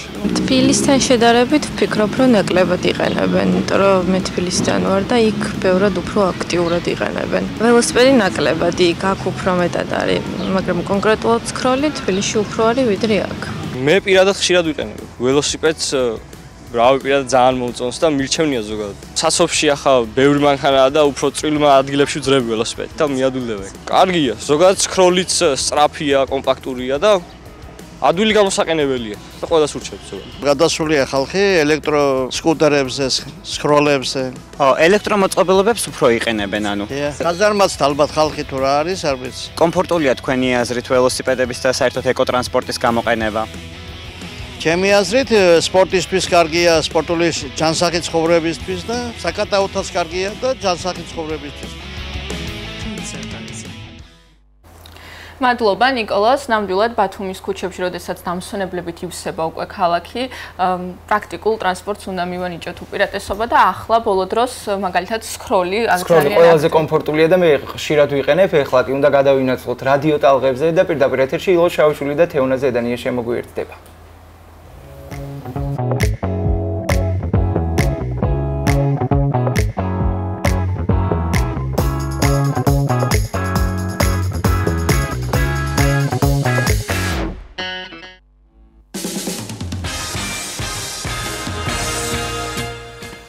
დილომშვიდობისა, მოგესალმებით კიდევ ერთხელ, მივესალმებით ტელემაყურებელს, წარმატებები მინდა გისურვოთ ყველას. ძაღლები ადამიანის ერთგული მეგობრები არიან და დღეს მათი დღეა. 2012 წლიდან მსოფლიოს მრავალ ქვეყანაში 2 ივლისი ძაღლების მიმართ განსაკუთრებული მზრუნველობის დღედაა მიჩნეული, თუმცა მე ყოველთვის ვეწინააღმდეგები ასეთი დღეების არსებობას, იმიტომ რომ მანდამაინც დღეს რატო ერთი დღით არ შემოიფარგლება. როგორ მოვუაროთ ძაღლს ზაფხულში, ეს ალბათ განსაკუთრებული თემაა. დღეს ამ თემაზე ვისაუბრებთ. დილის რადიოს სტუმარი გახლავთ ირაკლი ძნელაძე, ექიმი ვეტერინარი. გამარჯობა ირაკლი. ირაკლი, მოგესალმებით. მადლობა რომ ხართ ჩვენთან ერთად და მადლობა რომ ყოველთვის მზად ხართ ესეთი საინტერესო და სასარგებლო რჩევები მივცეთ ჩვენს სვენელებს და მაყურებელს. და დავიწყოთ აი ამ თავარი თემით, რომ ძაღლების დღეა დღეს და ამ ერთი დღით რომ შემოიფარგლებით ცუდია, მაგრამ რა მნიშვნელობა აქვს ძაღლის ყოლას სახლში, იმიტომ რომ ჩვენ დღეს გქონდა ესეთი სტატისტიკა მოვიყვანეთ, კვლევები ჩატარდა და ადამიანების რომლებსაც დაავადებული ადამიანებისთვის ძალიან 30% ამცირებს გარდაცვალების რისკსო და ეს იმიტომ რომ აქტიურობთან არის დაკავშირებული და ასე შემდეგ. ეხლა თქვენი როგორც პროფესიონალის აზრი რა დატვირთვა აქვს და რა მნიშვნელობა სახლში ძაღლის ყოლას? დღეს აღარ მოგილოცავთ, მაგრამ მივიღოცავ ყველა იმ ხალხს იმ ბედნიერებას, ვინც რომ იცის რა არის ძაღლი. ზოგადად ცხოველი თუნდაც. ხო, როცა ყავს ძაღლი სახლში, ჩვენ უნებლიეთ გვიწევს მასთან ერთად მოძრაობა. ამიტომ აი ეს არის პირველი თუ რატომ არის გაუმჯობესებელი ჩვენი ჯანმრთელობა. და თუ როგორ უნდა მოვუაროთ ძაღლებს ზაფხულის პერიოდში. მე როგორ ფიქრობთ, უნდა გადავყარსოთ ბეწვი თუ არა? ალბათ ჯიშზეა დამოკიდებული. ალბათ არა. ხო, იმიტომ რომ ბეწვი საკმაოდ დიდი მნიშვნელობა აქვს მას, იმიტომ რომ ეს თერმორეგულაციაში ღებულობს მონაწილეობას. დიახ. ამიტომ ჩვენ შეგვიძლია ამოვარცხოთ ბეწვი, დავყანოთ ძაღლი, მაგრამ ბოლომდე გადასვა არ არის რეკომენდირებული. კი ბატონო. ძალიან კარგი. ვა, და აქამდე გვეგონა რომ სიცხეა და აწუხებს და ეს აუცილებელია. ხო, თუ სიცხე აწუხებს, უბრალოდ ხო, არ უნდა გავიყვანოთ ცხოველი, როგორც პატარა ბავშვი თუნდაც ისე შვადღით, მზეზე, უნდა ვასერინოთ დილით და უნდა ვასერინოთ საღამოდ. უნდა გქონდეს ყოველთვის გრილი წყალი და უნდა გამოვცვალოთ წყალი ხშირად, თუნდაც იმიტომ რომ წყალი რომელიც მთელი დღე დგას, თან ზაფხულის პერიოდში უფრო მეტი ალბათობა არის რომ იქ აიზრდება მეტი ბაქტერია და ეგ ავნებს თვითონ ცხოვრობს. მედიკამენტოზური თვალსაზრისით რაიმე განსაკუთრებული თუ ასაჭირო კონკრეტულად ზაფხულში. ან თქვით ბეწვის მოვლის თვალსაზრისით ან ზაფხულში როგორც ვიცით, მრავლობს ყველაფერი, ასევე პარაზიტები, რომლებიც ხო, აი ზუსტად ეს მკბენარები, რომელიც შემდეგში იწვევს ძალიან არასასიამოვნო დაავადებებს. დაწყებული ალერგიული დერმატიტებიდან, რაც შედარებით მარტივია, მაგრამ არსებობს სისხლის პარაზიტული დაავადებები, რომელიც უკვე შეიძლება უფრო გართულებული მომენტი გახდეს და ექიმის ჩარევის გარეშე გამორიცხული არის ძაღლის უკან მოვლენა. გარე ფაქტორებით თუ შეიძლება მსჯელობა, რომ ძაღლს რაიმე კონკრეტული პრობლემა აქვს. როგორ უნდა ამოვიცნოთ ეს პრობლემა? ხო, და რა შეიძლება იყოს ეს? ბევრი სიმპტომი ერთმანეთს გავს, მაგრამ მოდით თუ დავიწყებთ საუბარს იმაზე, თუ აი ზაფხულში როგორ და რა უნდა ვქნათ. ჩვენ ყველამ ვიცით, რომ ჩვენი ძაღლი როგორ იქექება. ზოგჯერ ნაკლებს, ზოგჯერ მეც, მაგრამ თუ უშუალოდ ერთი და იმავე ადგილს უფრო ინტენსიურად იქეკავს, აი ეს იმის ნიშანია, რომ იმ ადგილას რაღაც მომენტი ხდება, აწუხებს. ამიტომ შეგვიძლია ჩვენ თვითონაც დავათვალიეროთ მარტივად და შემდეგ გადავწყვიტოთ ღირს მიყვანა თუ ჩვენ თვითონ შეგვიძლია რაღაც გაკეთება. შეიძლება იყოს ელემენტარულად ტკიპა, ის უნდა ამოვიღოთ, დავამუშაოთ ელემენტარული ანტისეპტიკური საშუალებებით და მორჩა. მაგრამ არის მომენტები, თუ ბეწვი არის სველი, იმის გამო რომ ილოკავს, ცუდი სუნი არის, ეს უკვე ნიშანია, რომ უკვირთული დერმატიტული პროცესი არის და ამ დროს უნდა მიიყვანოთ თქვენს ექიმთან უკვე ცხოველი. ეს იქნება კატა თუ ძაღლი. ფაქტობრივად ერთ-ერთი სიმპტომებია. და შინაური ცხოველების ჯანმრთელობაზე დამოკიდებულია ასევე ოჯახის წევრების ჯანმრთელობაც და რა შემთხვევაში შეიძლება გახდეს ძაღლი საშიში ადამიანებისთვის, ოჯახის წევრებისთვის. სენსიტიური ყველაზე მაინც ბავშვებია და ბავშვების კუთხით. ან შეიძლება სულაც არ გახდეს. ხო, უფრო არა ვიდრე კი არის ხალხი, რომელსაც წლების შემდეგ შეიძლება დაემართოს ალერგია ცხოველზე და ალბათ ეგ მომენტი არის ყველაზე ისეთი. და უბრალოდ ცოტა მომენტია ისეთი კითხვა. თუ ჩვენ სათანადოდ უვლით ძაღლს, ჩვენ მისგან არანაირი დაავადება ფაქტობრივად არ გადაგვედება. ჩვენ ელემენტარული ჰიგიენის დაცვის მომენტია, რომ უნდა დავიცვათ ეგ წესები და მორჩა. და მაშინ ეს წესები გითხარით, აი ეს ელემენტარული საბაზისო, რაც უნდა გავითვალისწინოთ იმ შემთხვევაში, როცა გვყავს შინაური ცხოველი ძაღლის სახლში. აი როგორც ბაღში იყო თუ სკოლაში, ხელები უნდა დავიბანოთ ყოველთვის ცხოველთან კონტაქტის შემდეგ. სხვათა შორის ბევრი ადამიანი აძლევს ცხოველს იმის უფლებას, რომ დაწვეს მათთან ერთად საწყლში და ბალიშზე. აი ეგ მომენტი ალბათ უფრო ცოტა ფრთხილად უნდა ვიყოთ. არ არის საჭირო, იმიტომ რომ ჩვენს ლორწოვანს არ უნდა გქონდეს კონტაქტი ბეწვთან. და ადამიანმაც უნდა მიიღოს პრეპარატები დეხელმენტიზაციისთვის ერთხელ წელიწადში მაინც, ვისაც ცხოველი ყავს. ცხოველი ყავს. და დაბანას რაც შეეხება. რამდენად სასურველია ხშირად, ვიცით, და ზაფხულში იწვება თუ არა ეს წესი? და ეს ხო. და გასაირნების შემდეგ თათების დამუშავება, ეს რეკომენდაციები ზოგადად ბანაობა იქნება გამომდინარე თუ რამდენად საჭირო იქნება. რაც შეეხება სეირნობის შემდეგ ყველა ძაღლი უნდა იქნეს შეყვანილი ჯერ აბანოში და თათები უნდა ვაბანავთ და შემდეგ შეყვავს სახლში, ეს მისთვისაც კარგი არის და ჩვენთვისაც. და ფაქტობრივად მორჩა. ვიყენებთ სპეციალიზებულ შამპუნებს, რაც არის მხოლოდ ცხოველებისთვის და არა იმ საშუალებას რომელსაც ჩვენ ადამიანებისთვის ხო, აი მაგალითად არის იმის ისეთი ჯიშის კატების და ძაღლების, რომელსაც საერთოდ არ აქვს ბეწვის საფარი. დიახ. და მათთვის არსებობს სპეციალური დამწვრობის საწინააღმდეგო კრემები. ადამიანის კრემი შეიძლება ძალიან ტოქსიკური აღმოჩნდეს. და ვიცნობ გვახსოვდეს, რომ თუ ზაფხულში გავყავს ძაღლი სადმე სასეირნოდ, ბულვარშის პლაჟზე, 3-4 წამით ჩვენ ხელი დავდოთ ასვალზე, თუ ჩვენი ხელი გვეცხელა ესე იგი ძაღლისთვისაც უკვე საშიშია და ალბათ თათობის დამწვრობას რო თავი ავარიდოთ, სჯობს ცოტა მოგვიანებით გავიდეთ ან საერთოდ არ გავიდეთ. და რეკომენდაცია იმ ადამიანებისთვის, ვინც გეგმავს რომ ყავდეს სახლში ძაღლი. რადგან ეს ერთგვარი პასუხისმგებლობა და ხშირ შემთხვევაში ადამიანები ამას ზედაპირულად უდგებიან ხოლმე, შემდეგ ხვდებიან რა პრობლემებთან არის ეს ყველაფერი დაკავშირებული და შემდეგ ამიტომ ხდება ეს ძაღლი ქუჩაში. ეს რო ავირიდოთ თავიდან, რა რეკომენდაცია შეიძლება მივცეთ იმ ადამიანებს, ვინც ამ თემით არის დაინტერესებული?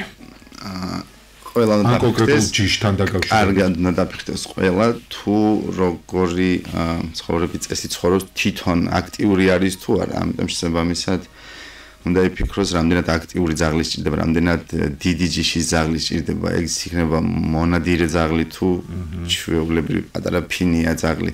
რა მიზნებისთვის სჭირდება, ეგ არის ტერიტორიის დაცვა თუ უბრალოდ მისთვის, ანუ ძალიან ცუდია, როცა შვილი ბებია საჩუქებს ჯეკრასელს. ამიტომ აი ჯეკრასელი ცოდვა და ბებია ორივე ცოდვა ნამდვილად, ამიტომ აი ცოტა პატარა დაფიქრება მართებთ ალბათ და შომ. პრინციპში ეს მარტო ძაღლებთან მიმართებაში არ გამოადგება ადამიანებს, ცოტათ მეტი დაფიქრება ყველაფერთან არის აუცილებელი.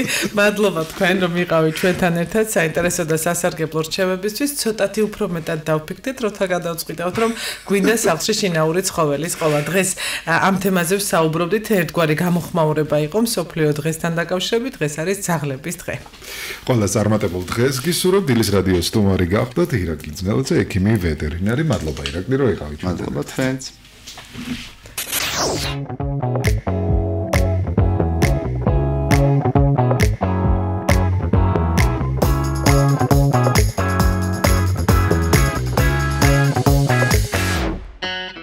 მადლობა რადიოს, ჩვენ კი საინტერესო თემით ვაგრძელებთ გადაცემას. ეხლა ჩვენი კოლეგა ლილიანა საითაძის საინტერესო სიუჟეტი უნდა ვნახოთ პირდაპირ ეთერში. ლილიანამ გურიაში მოგზაურა და ღვინის ფესტივალს დაესწრო, ასე რომ ვნახოთ რას მოიცავდა ფესტივალი და როგორი იყო. ვნახოთ სიუჟეტი და მალე დავბრუნდებით.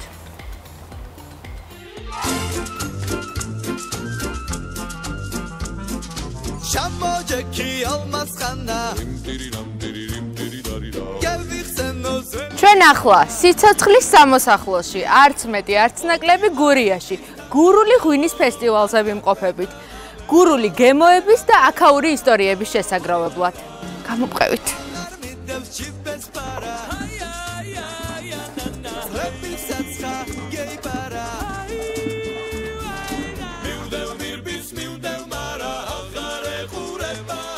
გურული ღვინის ფესტივალი. ეს არ არის მხოლოდ ღვინის სეიმი. ეს არის გურული ხასიათის, სუფრის ჟრიამულისა და მრავალფეროვანი ტრადიციების დღესასწაული. აქ ყოველი ჭიქა ღვინო პატარა ამბავს ყვება, მიწიდან წამოსულს, მზეზე მომწიფებულს და ოჯახურ სითბოში დავარგებულს. გურული ღვინის ფესტივალის არსებობის აუცილებლობა შექმნა ბათუმში ტარდებოდა ახალი ღვინის ფესტივალი და იგრებულობდით გურულები მონაწილეობას და იქ დაიბადა სურვილი რომ გურიაშიც ანალოგიური ჩაგვეტარებია. აი ხანი ყოყმადობდით ამ საკითხზე გარკვეული მიზეზების გამო და ბოლო 5 წლის წინ გადავწყვიტეთ რომ ჩაგვეტარებ გავბედეთ პირველი ფესტივალი ჩაგვეტარებმა მხოლოდ გურულებმა მივიღეთ მონაწილეობა მაშინ და მე ვთვლი რომ ისტორიული დღე იყო მაშინ 30 გურული ღვინე შევიკრიბეთ ერთად. ეხლა გაფართოვდა სტუმრებსაც ღებულობთ, კახეთიდან არის ჩამოსული სტუმრები. მნიშვნელოვანია ხომ გურიაში კახეთიდან ჩამოვიდეს ხალხი და ჩამოიტანოს თავისი ღვინო. რა არის კიდე კარგი, რასაც მე ვხედავ, ისი ახალგაზრდები წამოვიდა უფრო მეტად. და ჩემ გვერდზე იდგა 20 წლის ბიჭი მაგალითად, რომელსაც შესანიშნავი ღვინო ჰქონდა. ხალბატონების რიცხვმა იმატა. ეს ყველაფერი კარგია და ამას ხელს უწყობს ის, რასაც ფესტივალი ქვია. ყველანაირი ღვინო გვაქვს მოკლედ რა. ყველანაირი ვაზი გვაქვს პირველ რიგში. უფრო წითლები. ჩვენც ერთმანეთს ვეპაექრებით გურული მევენახეები. საკმელა 2-ია თუ 1-ია თუ ისაა თუ ესაა თუ ესაა ნამდვილი თუ ისაა ნამდვილი.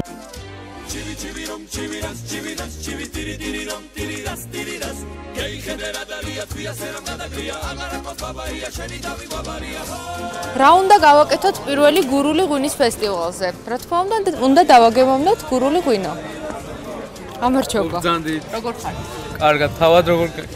კარგად, საიდან ხარ, საბა?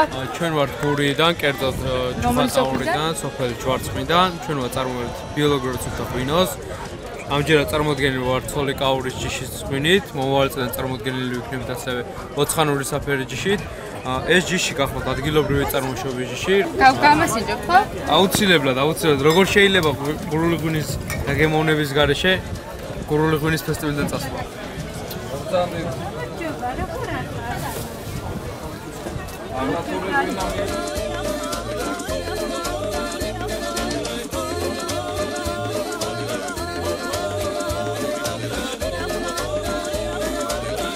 გურული ღვინის ფესტივალზე არა მხოლოდ გურულ მეღვინეებს, არამედ საქართველოს სხვადასხვა კუთხიდან ჩამოსულ სტუმრებს, მეღვინეებს იხილავთ.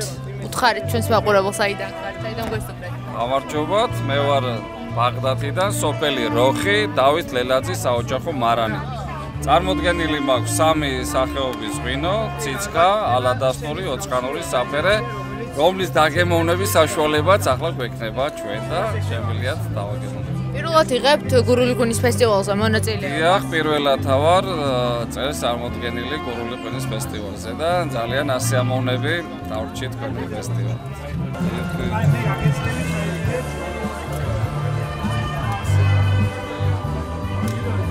გაგუსინჯე.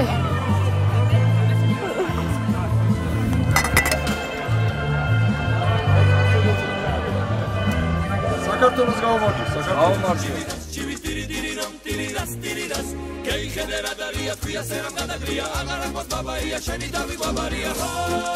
რამდენად მნიშვნელოვანია მსგავსი ფესტივალი მეღვინეებისთვის? მნიშვნელოვანი კი არა, აუცილებელია იმისთვის, რომ აი გასიჯა დააგემოვნებ ვიღაც შეიძენი სწავლი, აი რა უხდება, როგორი ტექნოლოგია არის საჭირო, რამდენი საქმიანობა, რა ტექნოლოგია საიცათმოს და ყველა ანუ აუცილებელი. საჭიროებას კი არა, აუცილებლობას მოითხოვს ეს ფესტივალების ჩატარება.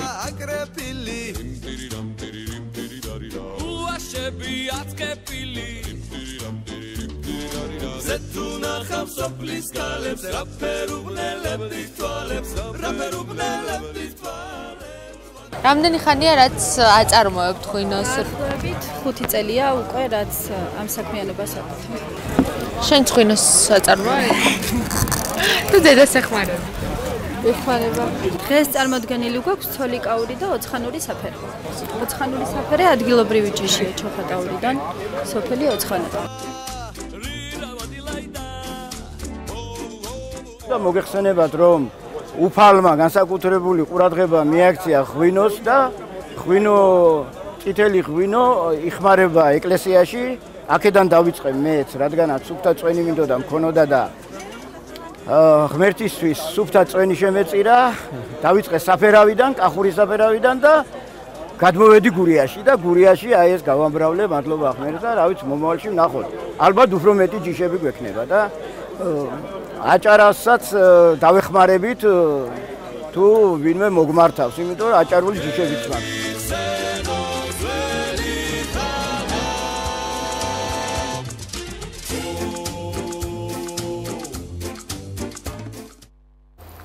მადლობა ლილიანას, რომ გვამოგზაურა გურიაში, ნამდვილად სასიამოვნო ატმოსფერული და კარგი ფესტივალი ჩანდა.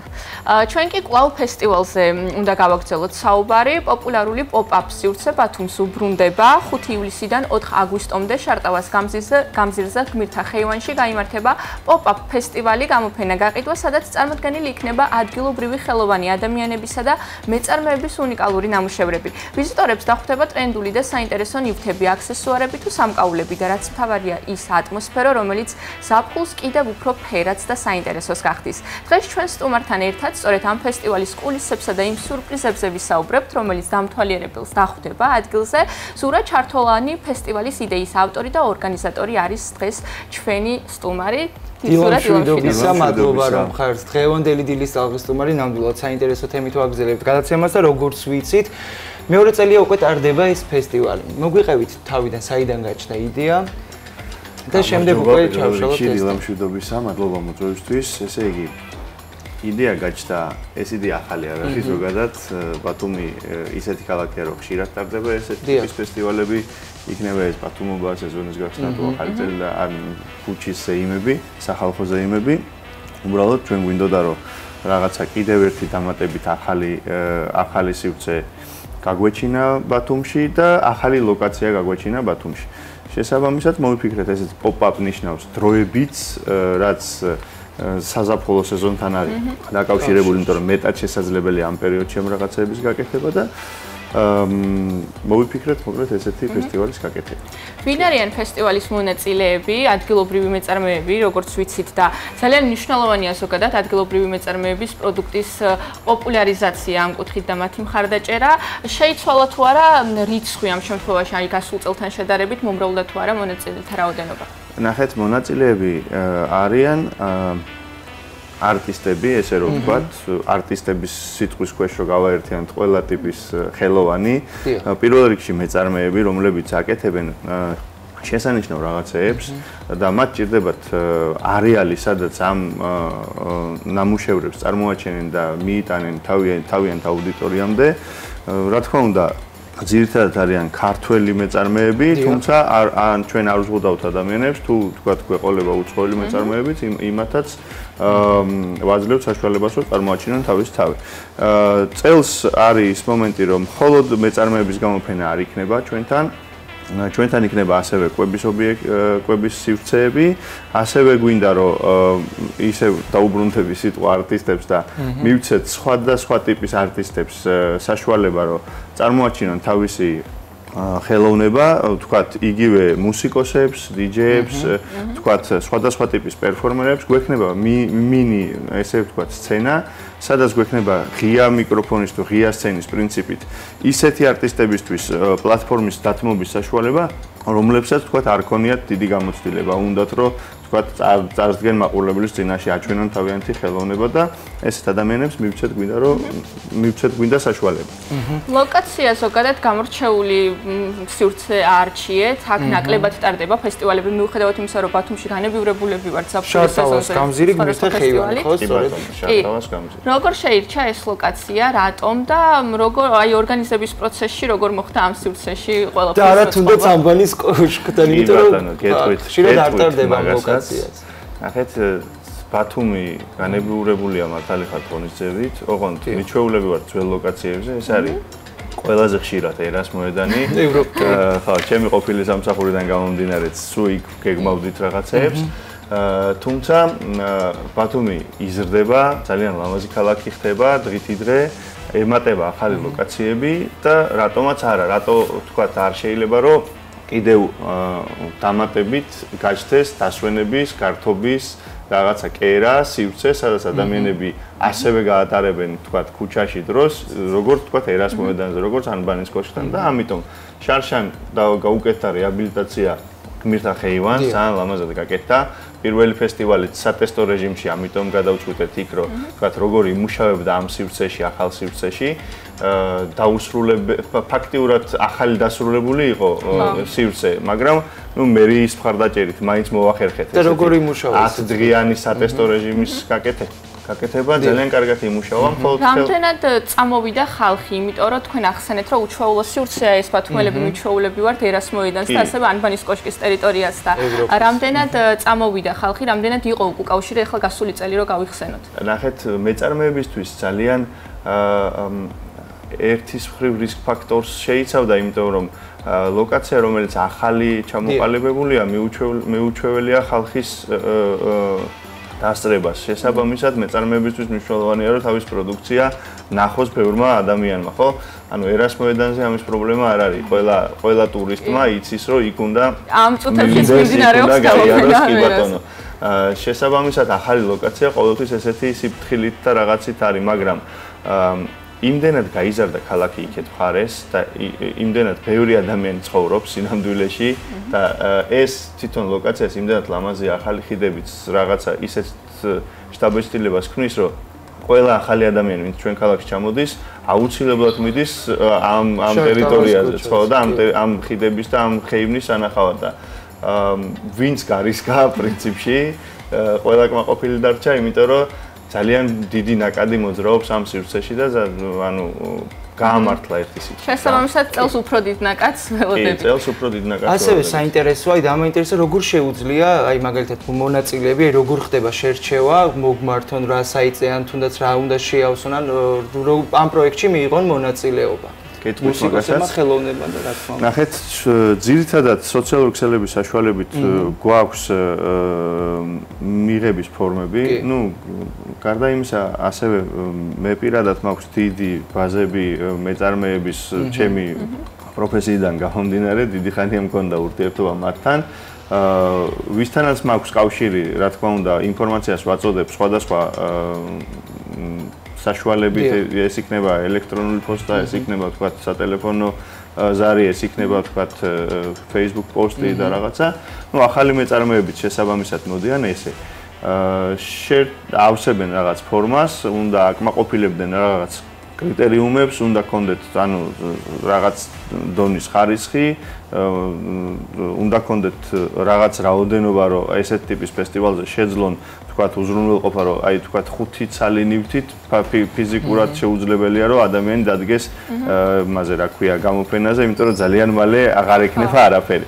შეიძლება თვითონაც მზად უნდა იყოს და ძალიან მარტივია ჩვენთან მოხვედრა მოკლედ. ზოგადად რამდენად მნიშვნელოვანია მსგავსი ფორმატის ღონისძიებები ადგილობრივი მეწარმეებისთვის და არტისტებისთვის, რამდენად მრავალფეროვანია მათი პროდუქცია და ზოგადად წლიდან წლამდე მე ვფიქრობ უფრო მეტად ფასდება თან ხელნაკეთი ნივთები და ამ მხრივ მათ კონკურენციაც მაღალია, შესაბამისად უფრო მეტად ჭირდებათ ამ წლებთან ერთად მათ მხარდაჭერა. ამ კუთხით რა სიტუაცია? გეტყვით, გავიხსენებ რაღაცა პერიოდს, ძველს, როცა დავიწყეთ ჩვენ, როცა კულტურის ცენტრში ვმუშაობდი ჯერ კიდევ, როცა დავიწყეთ ესეთი გამოფენების კეთება ბათუმში, 10 მეწარმის მოგროვებაც კი გვიჭირდა. იმდენად ცოტა მუშაობდა ამაზე, მაგრამ ნელ-ნელა დროთა განმავლობაში ბევრი ადამიანი ჩაერთვა ამ სიტუაციაში, ეს საქმიანობა გახდა სარფიანი, ადამიანებმა სამსახურები დატოვეს და მხოლოდ ამ საქმიანობაზე გადაერთნენ. ძალიან მრავალფეროვანია, ძალიან ბევრი ტიპის ნაწარმს შეხვდებით ჩვენთან. ეს იქნება სამკაულები სხვადასხვა მასალით, სხვადასხვა ტიპის. ეს იქნება ჩასაცმელი, ეს იქნება ჩანთები, ტყავი, კერამიკა, არ ვიცი შეიძლება რაღაცები გამომჩეს, მაგრამ დღითი დღე ადამიანები ახალ რაღაცეებს იგონებენ და ახალ ნაწარს ქმნიან და ძალიან საინტერესო ნამუშევრებს ქმნიან. ბოლოსკენ რო წავიდოთ, ეხლა მოკლედ გითხარით, რატომ უნდა მოვიდნენ ადამიანები ამ ფესტივალზე, როდის გაიმართება, კიდევ ერთხელ შევახსენოთ და თან დავემშვიდობოთ მაყურებელს. საათებიც გვაინტერესებს ბუნებრივი. რა თქმა უნდა. რატომ უნდა მოვიდნენ? იმიტომ უნდა მოვიდნენ, რომ წელს ჩვენი ფესტივალი იქნება ძალიან მრავალფეროვანი. ანუ არ მინდა რომ გამომჩეს რაღაცა აქტივობები და ჩამოუთვლით ერთხელ. ანუ გარდა იმისა, რომ იქნება ხელნაკეთი ნივთების ნამუშევრების გამოფენა გაყიდვა, იქნება ასევე კვების სივრცეები, იქნება თოჯინების თეატრის აქტივობები, შაბათ-კვირაობით ვთქვათ დღის განმავლობაში, იქნება ბავშვებისთვისაც საინტერესო იქნება, იქნება მუსიკოსების წარმოდგენები, ესე ვთქვათ, კონცერტები, ღია სცენის პრინციპით, იმიტომ უნდა მოვიდნენ, რომ არის ფანტასტიკური სივრცე, იქნება ფანტასტიკური მშვიდი გარემო, სადაც ადამიანები ადგილობრივი მოსახლეობას და ქალაქის სტუმრებიც დაისვენებენ გემრიელად, იყიდიან ლამაზ ნივთებს, დროს გაატარებენ ძალიან სასიამოვნო. მადლობა ძალიან დიდი რომ იყავით. დღევანდელი დილის ტალღის სტუმარი, ახლა თბილისის დროით ზუსტად 10 საათი შესრულდა და უნდა გავიგოთ რა ხდება საქართველოში და საქართველოს ფარგლებს გარეთ. პირდაპირ ეთერში ირაკლი ყურაშვილი შემოგვიერთდება. ირაკლი, დილამშვიდობის. დილამშვიდობის. გისმენთ.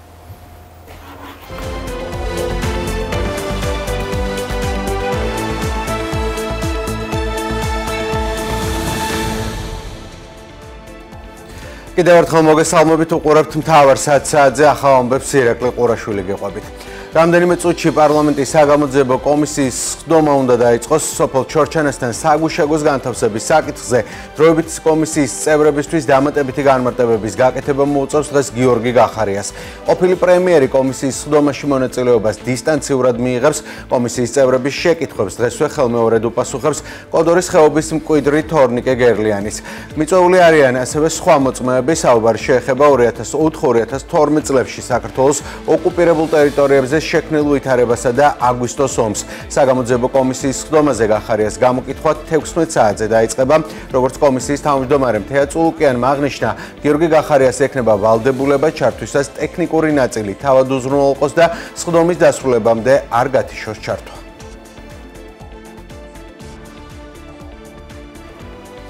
პარლამენტმა დღევანდელ რიგგარეშე სხდომაზე უნდა დაამტკიცოს ნარკომანიასთან ბრძოლის მიმართულებით პრემიერ-მინისტრის ორი საკანონმდებლო ინიციატივის განხილვა. საუბარია ცვლილებებზე, რომლის მიხედვითაც ეგრეთ წოდებული მეთადონის პროგრამას მხოლოდ სახელმწიფო განახორციელებს. მეორე ინიციატივა კი კერძო კომპანიებისთვის ფსიქოტროპული მედიკამენტების იმპორტის აკრძალვას ეხება. პარალელურად კანონმდებლები დაჩქარებული წესით მიიღებენ სისხლის სამართლის კოდექსში იმ ცვლილებებსაც, რომელიც მარიხუანასა და მცენარე კანებთან დაკავშირებული პასუხისმგებლობის გამკაცრებას ითვალისწინებს.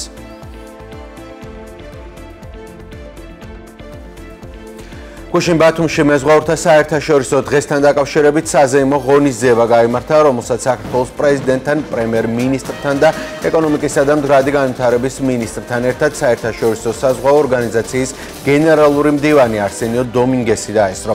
ირაკლი კობახიძე მეზღვაურებს პროფესიული დღე მიულოცა და სიტყვით მიმართა. ტრადიციულად გაიმართა დაჯილდოების ცერემონია, ასევე პირველ კურსელებმა ფიცი დადეს. ღონისძიების დასასრულს პროფესიული მოვალეობის შესრულების დროს დაღუპულთა პატივსაცემად ზღვაში გვირგვინი ჩაუშვეს. თითოეული ქართველი მეზღვაური ჩვენი ქვეყნის სიამაყეა. საქართველოს მიერ გაცემული მეზღვაურის სერტიფიკატები აღიარებულია ევროკავშირისა და მსოფლიოს 50-ზე მეტი ქვეყნის მიერ.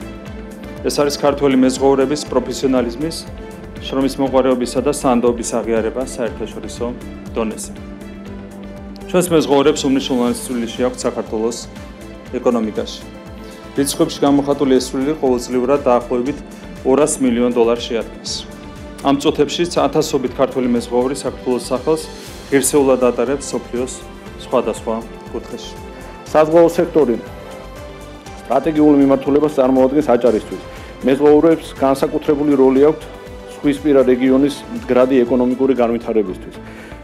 ქართველი მეზღვაურების უმრავლესობა სწორედ აჭარიდანაა და მათი წვლილი უმნიშვნელოვანესია ჩვენი რეგიონის სიძლიერისა და განვითარებისთვის. ჩვენ აქტიურად ვაგრძელებთ საზღვაო სექტორის მხარდაჭერას რეგიონში და პირველ რიგში ეს საზღვაო განათლების მხარდაჭერაში გამოიხატება. მრავალწლიანმა გამოცდილებამ გაზარდა მეზღვაურების ის თაობა, რომელიც წარმატებით საქმიანობს წამყვან საერთაშორისო საზღვაო კომპანიებში. მინდა ყველა მეზღვაურს, გამორჩეულად ქართველ მეზღვაურებს, საზღვაო სფეროში დასაქმებულ ყველა ადამიანს მიულოცო ეს დღე, მეზღვაურის დღე. მინდა მისარგებლო შემთხვევით და მადლობა გადაუხადო საქართველოს პრეზიდენტს, პრემიერ-მინისტრს. მათი დღევანდელ დღეს სტუმრობა კიდევ ერთი დასტურია, თუ რაოდენ მნიშვნელოვანია საქართველოში საზღვაო სფერო და მეზღვაურის პროფესია. ძალიან მოხარულები ვართ დღეს, რომ ესე აღინიშნა მეზღვაურთა საერთაშორისო დღე. დღეს გადმომეცა ჯილდო განსაკუთრებული დამსახურებისთვის.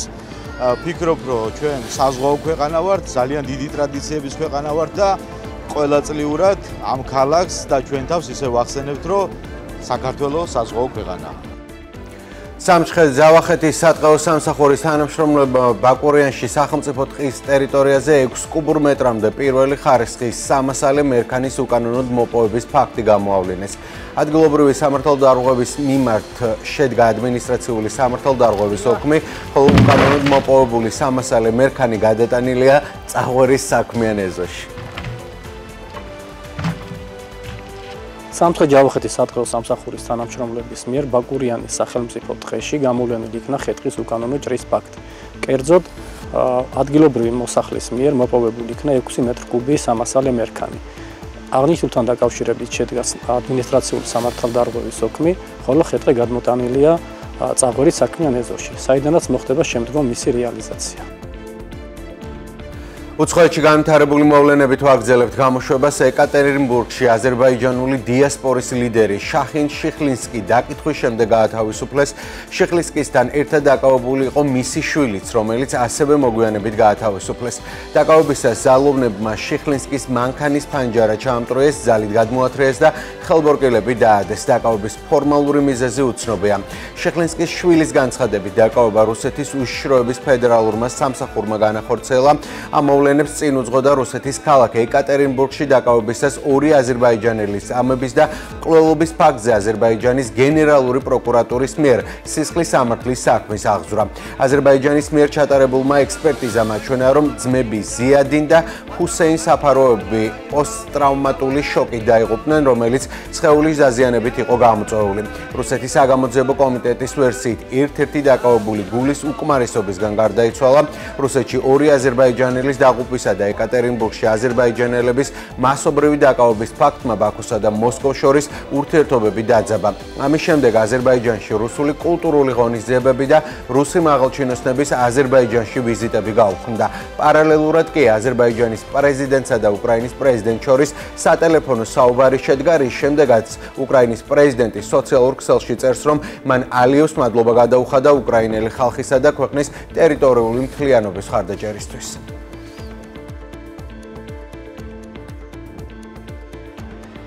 სტამბოლში თანამდებობიდან გადაყენებული მერის ეკრემ იმამოღლუს დაკავებიდან 100 წლის თავის აღსანიშნავ აქციაზე შეკრებილი ასობით მომიტინგე პოლიციას დაუპირისპირდა. სპეციალური დანიშნულების რაზმმა მომიტინგეებს უკან დაახევინა და მათ დასაშლელად წიწაკის სპრეი გამოიყენა. სამოქალაქო ფორმაში ჩაცმულმა პოლიციამ დააკავა მომიტინგეები, რომლებმაც არ დატოვეს ტერიტორია მთავარი ოპოზიციური პარტიის რესპუბლიკური სახალხო პარტიის მიერ ორგანიზებულ აქციაზე მომხდარი შეტაკების შემდეგ. თურქეთის მთავარმა ოპოზიციურმა პარტიამ რესპუბლიკურმა სახალხო პარტიამ მისი პრეზიდენტობის კანდიდატის იმამოღლუს დაკავება და შემდგომი დაპატიმრება გადატრიალება შეადარა. ერდოღანის სამართლიანობისა და განვითარების პარტია აცხადებს, რომ თურქეთის სასამართლოები დამოუკიდებელია. იემენელი ჰუსიტების სამხედრო წარმომადგენელმა იაჰია სარიმ განაცხადა, რომ დაჯგუფებამ სამშაბათს 1 ივლისს იემენიდან ისრაელის ტერიტორიის მიმართულებით რაკეტა გაუშვა. სარიმ განაცხადა, რომ 4 ოპერაცია განახორციელა აეროპორტისა და ისრაელის სხვა მგრძნობიარე სამიზნეების წინააღმდეგ. ისრაელის თავდაცვის მინისტრმა ისრაელ კაცმა პირობა დადო, რომ თავდასხმისთვის ირანთან მოკავშირე ჰუსიტების წინააღმდეგ საპასუხო ზომებს მიმართავს. ისრაელი იემენელ ჰუსიტებს, რომლებიც ისრაელის ღაზაში პალესტინელების მიმართ სოლიდარობის ნიშნად ესხმიან თავს, საზღვაო და საჰაერო ბლოკადით დაემუქრა. 2023 წლის ოქტომბერში ღაზაში ისრაელის ომის დაწყებიდან ჰუსიტები, რომლებიც იემენის დიდ ნაწილს აკონტროლებენ, ისრაელსა და წითელ ზღვაში გემებს ესვრიან, რაც საერთაშორისო ვაჭრობას აფერხებს.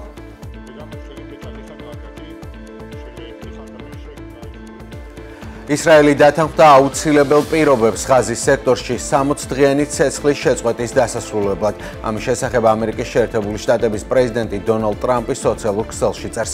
ტრამპის განცხადებით საბოლოო წინადადებას კატარი და ეგვიპტე წარმოადგენენ და იმედოვნებს, რომ ჰამასი ამ შეთანხმებას დათანხმდება. ღაზის სექტორთან დაკავშირებით დღეს ჩემს წარმომადგენლებს ისრაელებთან ხანგრძლივი და პროდუქტიული შეხვედრა ჰქონდათ. ისრაელი დათანხმდა 60 დღიანი ცეცხლის შეწყვეტის შესახებ შეთანხმების დასასრულებლად აუცილებელ პირობებს, რაზეც ჩვენ ყველა მხარესთან მუშაობთ. კატარი და ეგვიპტე, რომელთაც ძალიან ბევრი იშრომეს მშვიდობის დამყარებისთვის, წარმოადგენენ ამ საბოლოო წინადადებას.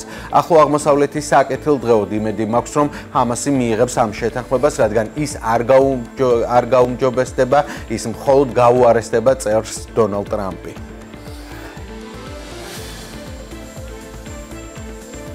დაკვლავ საქართველოს ჩინეთის ბაზარზე ქართული ღვინის ცნობადობისა და გაყიდვების ზრდის მიზნით საქართველოში ჩინეთიდან ღვინის პროფესიონალების 11-კაციანი ჯგუფი იმყოფებოდა.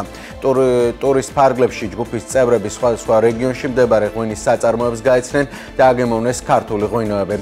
სტუმრებისთვის თბილისში სპეციალური დეგუსტაციაც გაიმართა, სადაც ქართული ღვინის მწარმოებელი 16 კომპანიის ღვინო იყო წარმოდგენილი. ვფიქრობ, რომ ქართულ ღვინოს ჩინეთში მართლაც დიდი პოტენციალი აქვს, პირველ რიგში იმიტომ, რომ მას განსაკუთრებული და უნიკალური გემოების მრავალფეროვანი არჩევანი ახასიათებს. როდესაც მე და ჩემი ჩინელი ჯგუფი საქართველოში მოგზაურობდით, ერთ-ერთი ღვინო, რომელიც განსაკუთრებულად დაგვამახსოვრდა, იყო ქინძმარაული, რადგან ეს არის არომატი, რომელიც ჩვენი საერთო აზრით ბევრ ჩინელ მომხმარებელს ძალიან მოეწონება. მათ ძალიან დიდი ინტერესი გამოთქვეს ამ ტექნოლოგიის მიმართ, ისტორიის მიმართ, ქართული ღვინის იდენტობა კარგად შეიცნეს ამ საუბრებში. ასევე გავასინჯეთ ჩვენი პრემიუმ ხაზის ღვინოები, ასეთი სტილის ღვინოები, უფრო წითელი, უფრო ხილით სავსე, უფრო ჯდება მათ გემოვნებაში და ესეც საინტერესო დაკვირვება, რაც შეიძლება გავაკეთოთ ამ სტუმრობებით. ჩინეთი არის ერთ-ერთი სტრატეგიული ბაზარი ქართული ღვინის ექსპორტისთვის. ჩვენ წარმატებით ვმუშაობთ რამდენიმე მიმართულებით ამ ბაზარზე, მათ შორის ერთ-ერთი მნიშვნელოვანი არის იქიდან ადგილობრივი პროფესიონალების და ღვინის შემსყიდველების ჩამოსვლა და აქ ადგილზე ქართული ღვინის კულტურის გაცნობა. აჭარის ხელოვნების მუზეუმში მხატვარ ორხან მამედოვის პერსონალური გამოფენა გაიხსნა. ექსპოზიციაზე კონცეპტუალური ხასიათის სიუჟეტური კომპოზიციებია წარმოდგენილი, რომლებიც სხვადასხვა ტექნიკით არის შესრულებული. ორხან მამედოვმა ზეთის აღებავებისა და ნაჭრის სინთეზით თავისი უნიკალური სტილი შექმნა. ზეთისა და ტილოს გარდა მან გამოიყენა შერეული მედიის ელემენტები, ძაფები და თოკები, რაც ხელოვანისთვის მთავარი ატრიბუტი და შთაგონების წყარო გახდა. მამედოვის ნამუშევრები აჭარის მუზეუმის გალერეაში 10 ივლისამდე დარჩება.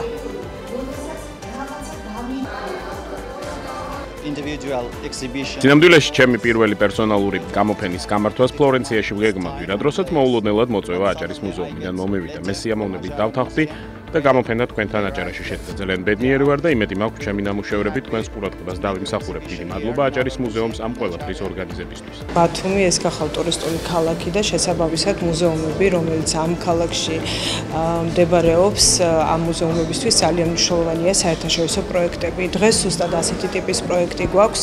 ეს გახავთ აზერბაიჯანელი მხატვრის ორჰან მამედოვის პერსონალური გამოფენა. წარმოდგენილია ძალიან საინტერესო ტექნიკით შესრულებული ნამუშევრები, რომელთაც ნამდვილად ისიამოვნებენ სტუმრები, რომლებიც აქ მოვლენ. ბათუმში გრძელდება მსოფლიო თასის გათამაშება ჭადრაკში 8-დან 12 წლამდე ვაჟთა და გოგონათა შორის. ტურნირი ტრადიციულია და მას ბათუმი უკვე მესამედ მასპინძლობს, რომელშიც 40-მდე ქვეყნის 300-მდე მოჭადრაკე ასპარეზობდა. უკვე გამოიკვეთნენ ლიდერები საქართველოდან 12 წლამდე გოგონათა შორის. მედლის მოპოვების შანსი თეა რუსიტაშვილს აქვს. ამჟამად ის მესამე პოზიციაზე იმყოფება. ჩემპიონები და პრიზიორები კი დღეს გამოვლინდებიან.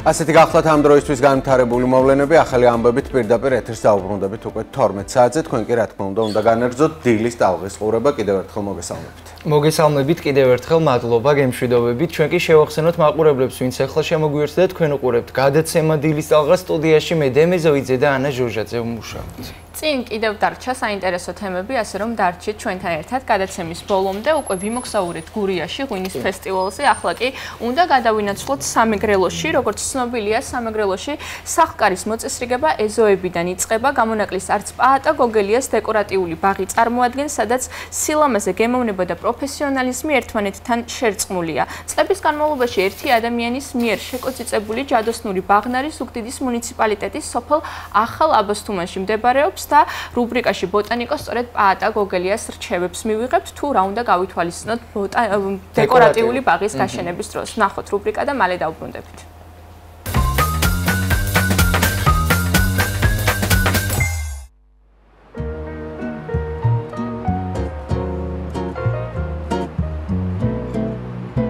რუბრიკა ბოტანიკო არაჩვეულებრივი გარემოდან პაატა გოგელიას ჯადოსნური ზღაპრული სამყაროდან გიერთდებათ. სიმართლე გითხრათ, წინასწარ მქონდა მომზადებული ტექსტი, თუ რითი დავიწყებდი, მაგრამ ამ გარემოში ყოფნა იმდენად სასიამოვნოა, იმდენად დიდი და ზღვა ემოცია მივიღე, რომ საერთოდ სხვა კითხვით მინდა დავიწყო და სხვა კითხვით გადმოვიდე, როგორ დაიწყეთ, როგორ მოახერხეთ ამოდენა ბაღი, აი ესე გაგელამაზებინათ. ყველაფერს განაპირობებს სიყვარული, თუ გიყვარს, აუცილებლად სულ გამოღვა. როცა ამ საქმეს იწყებ, თავიდან ბოლომდე მზად უნდა იყოთ, რომ მოინდომებ, ნელ-ნელა ყველაფერი თავის ადგილზე დგება, საინტერესო ხდება, მონდომებაც უფრო მატულობს. აი, რამდენი წლის შემოქმედება აქვს?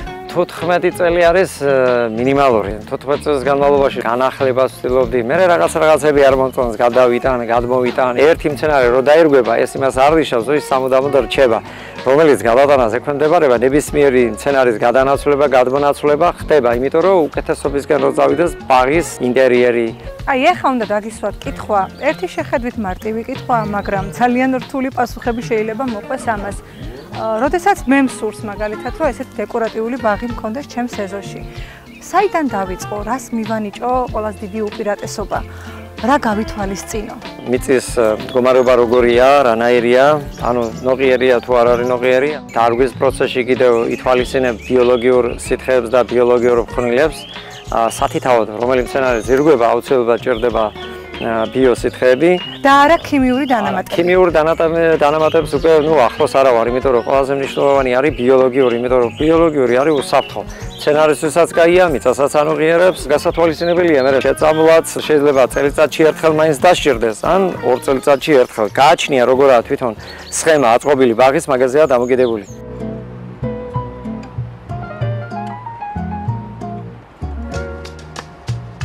აი, რომელი მცენარით შეიძლება რომ დავიწყო? პიპაროსების სახეობა შეიძლება აირჩიო, ან შეიძლება პალმა აირჩიო, რომელიმე დაარგო და მე იმის ირგვლივ რაღაც გალამაზებები რო დაიწყო. მზებით დაიწყე, მზები არაჩვეულებრივია, ეს თავისათაც ხარობს და დაარგავ პატარა მზებს, მე ფორმირებებს გააკეთებ. და რაც შეეხება ფორმირებას, აი მარტივი ხრიკები რო გაგვიზიაროთ. ტოპიარული ტექნოლოგია ქვია ამ თვითონ ამ ფორმირებებს. ეს ძველი საბერძნეთიდან მოდის. სამეფო ოჯახების ხდებოდა ეს ყველაფერი, ახლა უკვე მასიური სახე მიიღო ჩვენ დასაბედნიეროდ. ყველა თავისით აკეთებს ამ ფორმირებებს და მარტივიაო, მაგასაც ვერ ვიტყვი. რთულიაო, ისიც ცოტა ახლოს არის. გეომეტრიული ფიგურების შეგრძნება თუ გააქვს, აუცილებლად გამოგივა. ფორმირება ყოველთვის კი არ არის საჭირო, ამას სჭირდება ნესტიანი ამინდი, ამას გამომახვილოთ ყურადღება. ნაწვიმარზე შეიძლება კარგად ფორმირება რო გააკეთეს, მაგრამ სიცხეში, ქარში ფორმირებას რო უკეთებენ, ეგ არასწორია, იმიტომ რომ მცენარე ფუჭდება. ფორმირება მცენარისთვის არის სიამოვნო სტრესია ალბათ. კი, არის ერთგვარი სტრესი. დენდროლოგები არიან, რომელიც ამზადებენ სპეციალურ სითხეს, რომელიც ანტისტრესი ქვია. მაგაში შედის 2-3 ნაერთი, რომელიც სტრესულ მდგომარეობიდან გამოყავს მცენარე.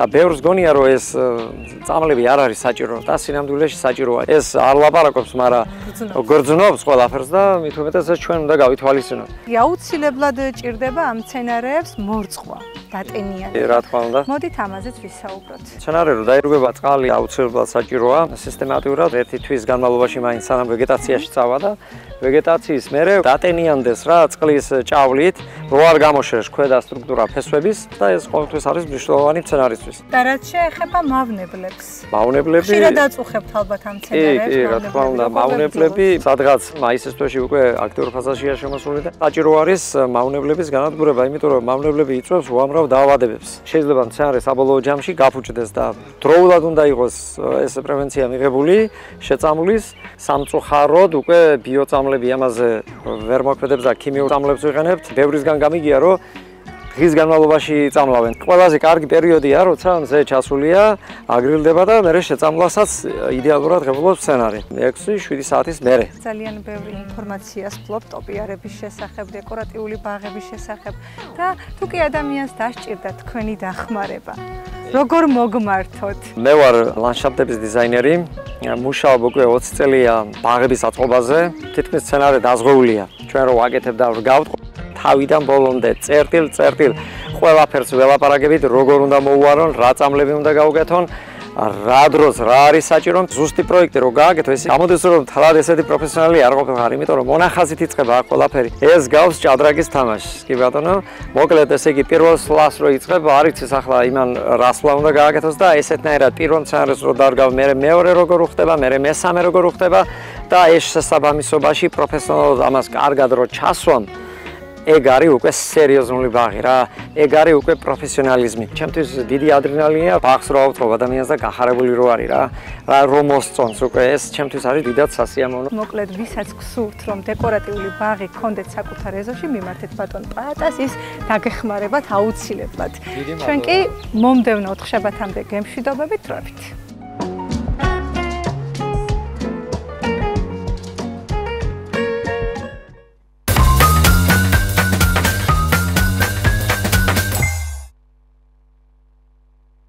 გემშვიდობებით მელანო მომდევნო 4 შაბათამდე როგორც თვითონ გვითხრა და ეხლა უნდა გავაგრძელოთ საინტერესო თემით მოკლედ ზაფხულის ცხელი დღეები უკვე აქტიურ ფაზაში გადადის დამეთანხმებით განსაკუთრებით ხდება გემრიელი ცივი კოქტეილები იქნება ეს კლასიკური შემოქმედებითად აწყობილი ფერადი თუ ზაფხულის ხასიათზე მორგებული დღეს ჩვენი სტუმრები არიან კოლეჯ ახალი ტალღის წარმომადგენლები პროფესიული მასწავლებელი ბარმენი ილიამ ჟავანაძე და პროფესიული სტუდენტი სულხან დიასამიძე რომლებიც უკვე ჩვენთან ერთად არის. დღეს ვისაუბრებთ ბარმენის პროფესიაზე, სწავლების პროცესზე, კოლეჯში მიღების პირობებზე და რა თქმა უნდა კოქტეილს პირდაპირ ეთერში მოგიმზადებთ.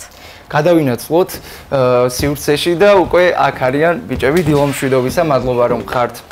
დღევანდელი დილის ტალღის სტუმარი და კი ნამდვილად ზაფხულური თემა ავირჩიეთ დღეს და განსაკუთრებულად მიხარია რომ უნდა მომამზადოთ პირდაპირ ეთერში კოქტეილი და თან გაგვიზიარებთ რჩევებს რა თქმა უნდა როგორ მომამზადოთ მარტივად სწრაფად სახლის პირობებში ალბათ ხო? კი ბატონო, თუმცა სანამ კოქტეილის მომზადებას დავიწყებთ, ზოგადად მინდა თქვენგან გავიგო რითია საინტერესო ბარმენის პროფესია და რა უნარებს ითხოვს ზოგადად ეს სფერო. მოგესალმებით. მოგესალმებით. ჩვენი პროფესია უნარებს მოითხოვს ძირითადად უნდა კომუნიკაბელური და რაც შეიძლება მეტად ფანტაზიური უნდა იყოს, რადგან ზუსტად გამოიცნო სტუმრის გემოვნება. თუ რა ხასიათია, როგორი კოქტეილის სიამოვნებს და ასე შემდეგ. თქვენ ბარმენთან გადავიდეთ უშუალოდ კითხვით, აი რატომ აირჩიეთ ეს პროფესია, დეტალურად მოუყვეთ მაყურებელს, რა მიგიხიბლა, რა არის ის საინტერესო თვისება, რაც ამ პროფესიას ახლავს თან. ალბათ კომუნიკაციაც ხო ერთგვარ. ხალხთან სწორი კომუნიკაცია. მაყურებელს გამარჯობათ. მოგესალმებით. პირველ რიგში მნიშვნელოვანი არის ის, რომ კრეატივი არის, კრეატივი დევს მუდმივ განვითარება არის, ანუ განვითარება ვისაც უყვართ, აი ვისაც კრეატივი უყვართ, ვიც პოზიტიურია. ყოველთვის ეძებს იმას თუ რა შეხს მისთვის. მე ვამჯობინე პერიოდის განმავლობაში რომ ბარი არის ჩემი და ბარი ზის ჩემში. ამაში დამეხმარა პროფესიული კოლეჯი ახალი ტალღა, ილოა. არის ჩემი მასწავლებელი, ასე რომ ვთქვათ და ძალიან დამეხმარა ამ შეძლებებისთვის და ამ კრეატივისთვის. აი ძალიან კარგი არის და ყველას ვურჩევდი იმას, რომ აი ბარი არის ძალიან მაგარი. აი ბარმენობა ყველას. კი, ასევე თან ახლავს, რა თქმა უნდა, ადამიანები, ყველა ადამიანი მოდის, ყველა ხასიათის ჭირდება შეწყობა ამ ადამიანებს. ხო, აი ყველაზე რთული ალბათ ეს მომენტია, ხო, როდესაც ადამიანი ბართან მოდის, განწყობა უნდა შეუქმნა, უნდა შეიქმნა შენც ეს დეტალებიც რო გაგვიზიაროთ. რაც შეეხება ხასიათის გაზიარებას, ეს არის ბარმენისთვის ძლიერი მხარე, როცა ხარ ბარმენი, ხარ მზად იმისათვის, რომ იყო მაგალითად, რომ ნებისმიერ სტუმარი ის წულხილს თუ სიყვარულს თუ ემოციებს გამოხატავს, იმ ემოციებს მოერგო რა. უნდა ამოიცნოს ხასიათი, რა ხასიათზე მოდის სტუმარი. აი დიახ. აი ეს უნდა მოიცნო და უნდა მიყვე. აი თუნდაც წინ გიზის ორი სხვადასხვა სტუმარი, სხვადასხვა ტიპის, სხვადასხვა ხასიათის. ორივე სხვადასხვა პიროვნება. და ორივე შემსახურები ისე, რაც ბარმენს მოეთხოვება და ანუ ბარმენი არის. კი. ილო თქვენთან გადმოვალ ახლა ისევ შეკითხვით, ზოგადად რამდენად არის დაინტერესება ამ პროფესიის მიმართ, ახლა კოლეჯში რამდენად მოდიან ადამიანები ამ პროფესიის შესასწავლად და რა სიტუაცია ამ კუთხით? კი ბატონო, მოგახსენებთ, ჩვენი კოლეჯი ზოგადად მდებარეობს ქობულეთში და ასევე გვაქვს ფილიალი ხულოში, სადაც ორივე ლოკაციაზე ისწავლება ჩვენი პროფესია. მოთხოვნა ძალიან მაღალია, რადგან დასაქმება არის საკმაოდ მაღალი. ჩვენ გვაქვს ხელშეკრულება სხვადასხვა წამყვან სასტუმროებთან თუ რესტორნებთან, რაც შემდგომში ეხმარება პრაქტიკულ კომპონენტში და დასაქმებაც რა თქმა უნდა. ამიტომ მოთხოვნა ძალიან მაღალია. ჩვენი ლოკაციიდან გამომდინარე ზოგადად ტურისტული ზონა ვართ და შესაბამისად ძალიან მაღალია მოთხოვნაც. და რამდენი ხანი გრძელდება მაგალითად დავინტერესდი, მოვედი ბარმენის პროფესიის შესასწავლად, აი რამდენი ხანი გრძელდება ეს კურსი? ჩვენთან არის სხვადასხვა დავიწყოთ კოქტეილის მზადება. თან უნდა მოვამზადოთ, ხო და რატომ კონკრეტული კოქტეილი? ჯერ გითხარით რა კოქტეილს ვამზადებთ და შემდეგ უკვე რატომ ამ კოქტეილს? მე მაგალითად ვამზადებ მაგალითად ჯინ-ტონიკს ყველა საფასურს. კი. ეს არის ეგზოტიკური, ასე რომ ვთქვათ, ეგზოტიკური იმაში მდგომარეობს, რომ შეგვიძლია სხვადასხვა ხილებით, ანუ კლასიკურად არის, რომ ხილის გარეშე მზადდება, მაგრამ ჩვენ შეგვიძლია ჩეკლისტი ეგრეთ წოდებული შევქმნათ. და სხვადასხვა ხილებით, არომატებით შევიგზნოთ ეს ყველაფერი რა. რაც შეეხება აი ახსენეთ სხვადასხვა ხილები, რა ხილი შეიძლება რომ გამოვიყენოთ ამ კოქტეილის დროს? ამ კონკრეტულად ამ სიტუაციაში შემიძლია მე მარწყვი, ასევე შემიძლია მანგო, აი რაც თუ არის ეგზოტიკური თუ არა ეგზოტიკური, საზაფხულო, აი ზღვას რაც ხდება, აი დასვენებას რაც ხდება, ეს ყველაფერი რომ ანუ ვიხელმძღვანებთ რა. აი შეგვიძლია ნებისმიერი რამე. ეს ეხა რა დავასხით, ესეც უთხრათ. ეს არის შავი მოცხარის სიროპი, ჩვენ დამზადებული არის, ეს დავამზადეთ ახალ ტალღაში. ასევე მინდა თქვა ერთი-ორი სიტყვა ახალ ტალღაზე. კი, გისმენ. ახალ ტალღა შესაძლებლობას აძლევს როგორც ჩემნაირ სტუდენტებს, ასევე გამოუცდილ სტუდენტებს სხვას, იმაში, რომ ჩვენ შეგვიძლია წავიდეთ, დავსაქმდეთ საკრუიზო ლაინერზე. საკრუიზო ლაინერზე შეგვიძლია წავიდეთ და პროფესიონალურად განვითარდეთ. და მიიღოთ გამოცდილება ამ კუთხით. ამის შესაძლებლობას გვაძლევს ახალი ტალღა. და ძალიან დიდ მადლობას გავდაუხდი ახალ ტალღას და ილოს. ილო, დავუბრუნდე მინდა კითხვას, რამდენი ხანი გრძელდება სწავლების პროცესი და ზოგადად თავისთავად ეს ისეთი სფეროა, რომ თეორიულ ცოდნასთან ერთად დიდწილად მიმდინარეობს ალბათ პრაქტიკული ცოდნის გაზიარება.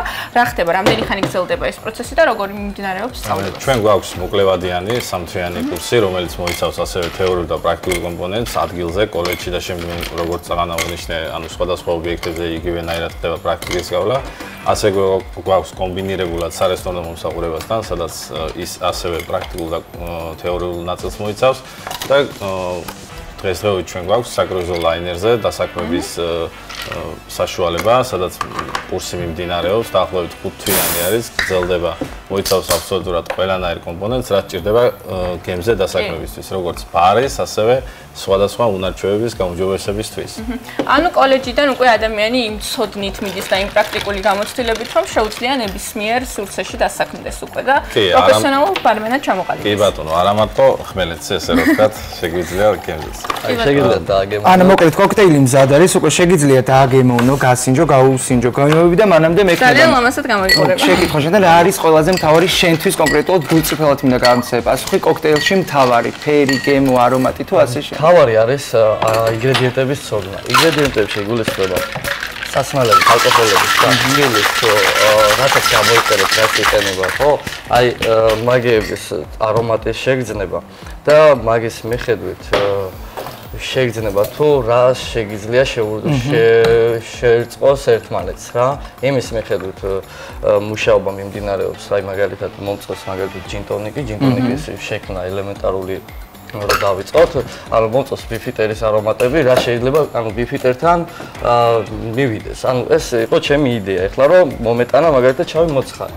შავი მოცხარი, იმიტომ რომ ძალიან კარგად იჭდება ეს გემოები. ეს არის ჩემი ინტერპრეტაციით მოტანილი, ანუ ჩეკლისტის შექმნა, ასე ეგრეთ წოდებული. როგორ მოგიწოდოთ? კარგი არის. ძალიან კარგია, გემრიელია და ტკბილია. კი. საინტერესო პროფესიის შემდეგ, როდესაც დაასრულებს სწავლა, საომავლოდ რას აპირებ? აპირებ თუ არა ამ განხრით წასვლას? გაქვს თუ არა რაიმე უკვე მიზნები დასახული? დიახ, ძალიან დიდი მიზნები მაქვს, რაც ბარის ინდუსტრიაში შემოვედი, მაქვს ძალიან ბევრი მიზანი. ეს მიზნები საომავლოდ იმედია ისევ თქვენი სტუმარი ვიქნები და იქნება ეს პრეზენტაციის სახით. რა თქმა უნდა, ყველაფრის ღია თქვენ. ძალიან დიდი მადლობა.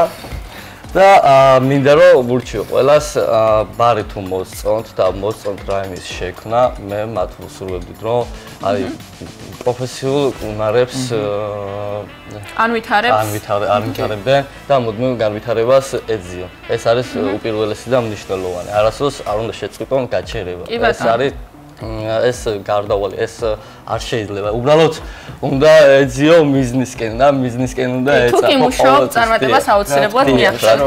და ილო, აუცილებლად მინდა გკითხო, მე ვიცი რომ ამ თეორიული და პრაქტიკული ცოდნის გარდა სტუდენტები კლასკარეში აქტივობებითაც არიან დაკავებული და კორპორატიული ფეხბურთის ჩემპიონატი მოეწყო. ამაზეც რომ გითხრათ, გამარჯვებულები ხართ, როგორც ვიცი? კი, აჭარაში დასავლეთ საქართველოს ჩემპიონები გავხდით, კოლეჯი ახალი ტალღა და შემდგომ უკვე საქართველოს მასშტაბით მეორე ადგილზე გავედით. ესეც ერთ-ერთი აქტივობა კოლეჯის სტუდენტებისთვის, მხოლოდ სწავლაზე არიან, ეს ძალიან მნიშვნელოვანია. და კი და ბევრი ზოგადად რამდენად ხშირად არის ხოლმე ესეთი კლასგარეში აქტივობები? ზოგადად ხშირად ხდება, როგორც ჩვენ სფეროშიც ზოგადად არის ხშირად სხვადასხვა ჩემპიონატები ტარდება პროფესიის გაღრმავებისთვის, ცოდნის გაფართოებისთვის, სხვადასხვა ტრენინგები, ანუ აქტივობები ხშირად ხდება არა მარტო მოკლედ ჩემს პროფესიაში, ზოგადად კოლეჯში. არის როგორც სპორტული, ასევე პროფესიულიც. ამ კოქტეილს ამ შემთხვევაში რა ქვია ახლა? ძალიან ლამაზი და ტკბილია საფხულის გემოებია ზუსტად. ეს არის ზუსტად. ერთ-ერთი კლასიკური კოქტეილი, რომელსაც ჯინტონიკი ქვია. ჯინტონიკი. მარტივი სწრაფად სახში შეგიძლიათ რომ სახის პირველი. ზოგადად როგორ კოქტეილს ანიჭებენ ხოლმე უპირატესობას? ძირითადად კლასიკური კოქტეილი ურჩევნიათ, თქვათ, უალკოჰოლო, ალკოჰოლით თუ არის აი შემოქმედებითად გაფორმებული კოქტეილები უყვარს ბევრს. აი ხასიათს გააჩნია, რა ხასიათს? აი ხართ ახლა დილის ტალღა არის, დილებში მომისა საქართველო და გნებავთ ხასიათის გაუმჯობესება. აი უნდა მიირთვათ მაგალითად, აი ძალიან იზი, აი ჯინტონიკი. რითაც შეგიძლიათ აი რახილიც მოგწოთ ის ყველაფერი მოათავსო მოკლედ ძალიან მარტივი.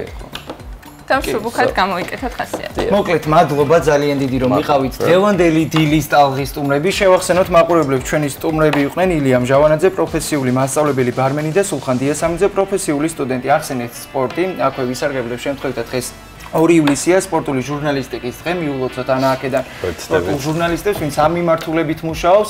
სწორედ ასეთი იყო დღევანდელი 2 ივლისის დილის ტალღა. სტუდიაში მე დემეზოიძე და ანა ჟოჟაძე ვმუშაობდით. ხვალ ისე 9:30-დან 11:30-მდე თქვენთან ერთად ვიქნებით. დროებით. მადლობა რომ გვიყურებთ.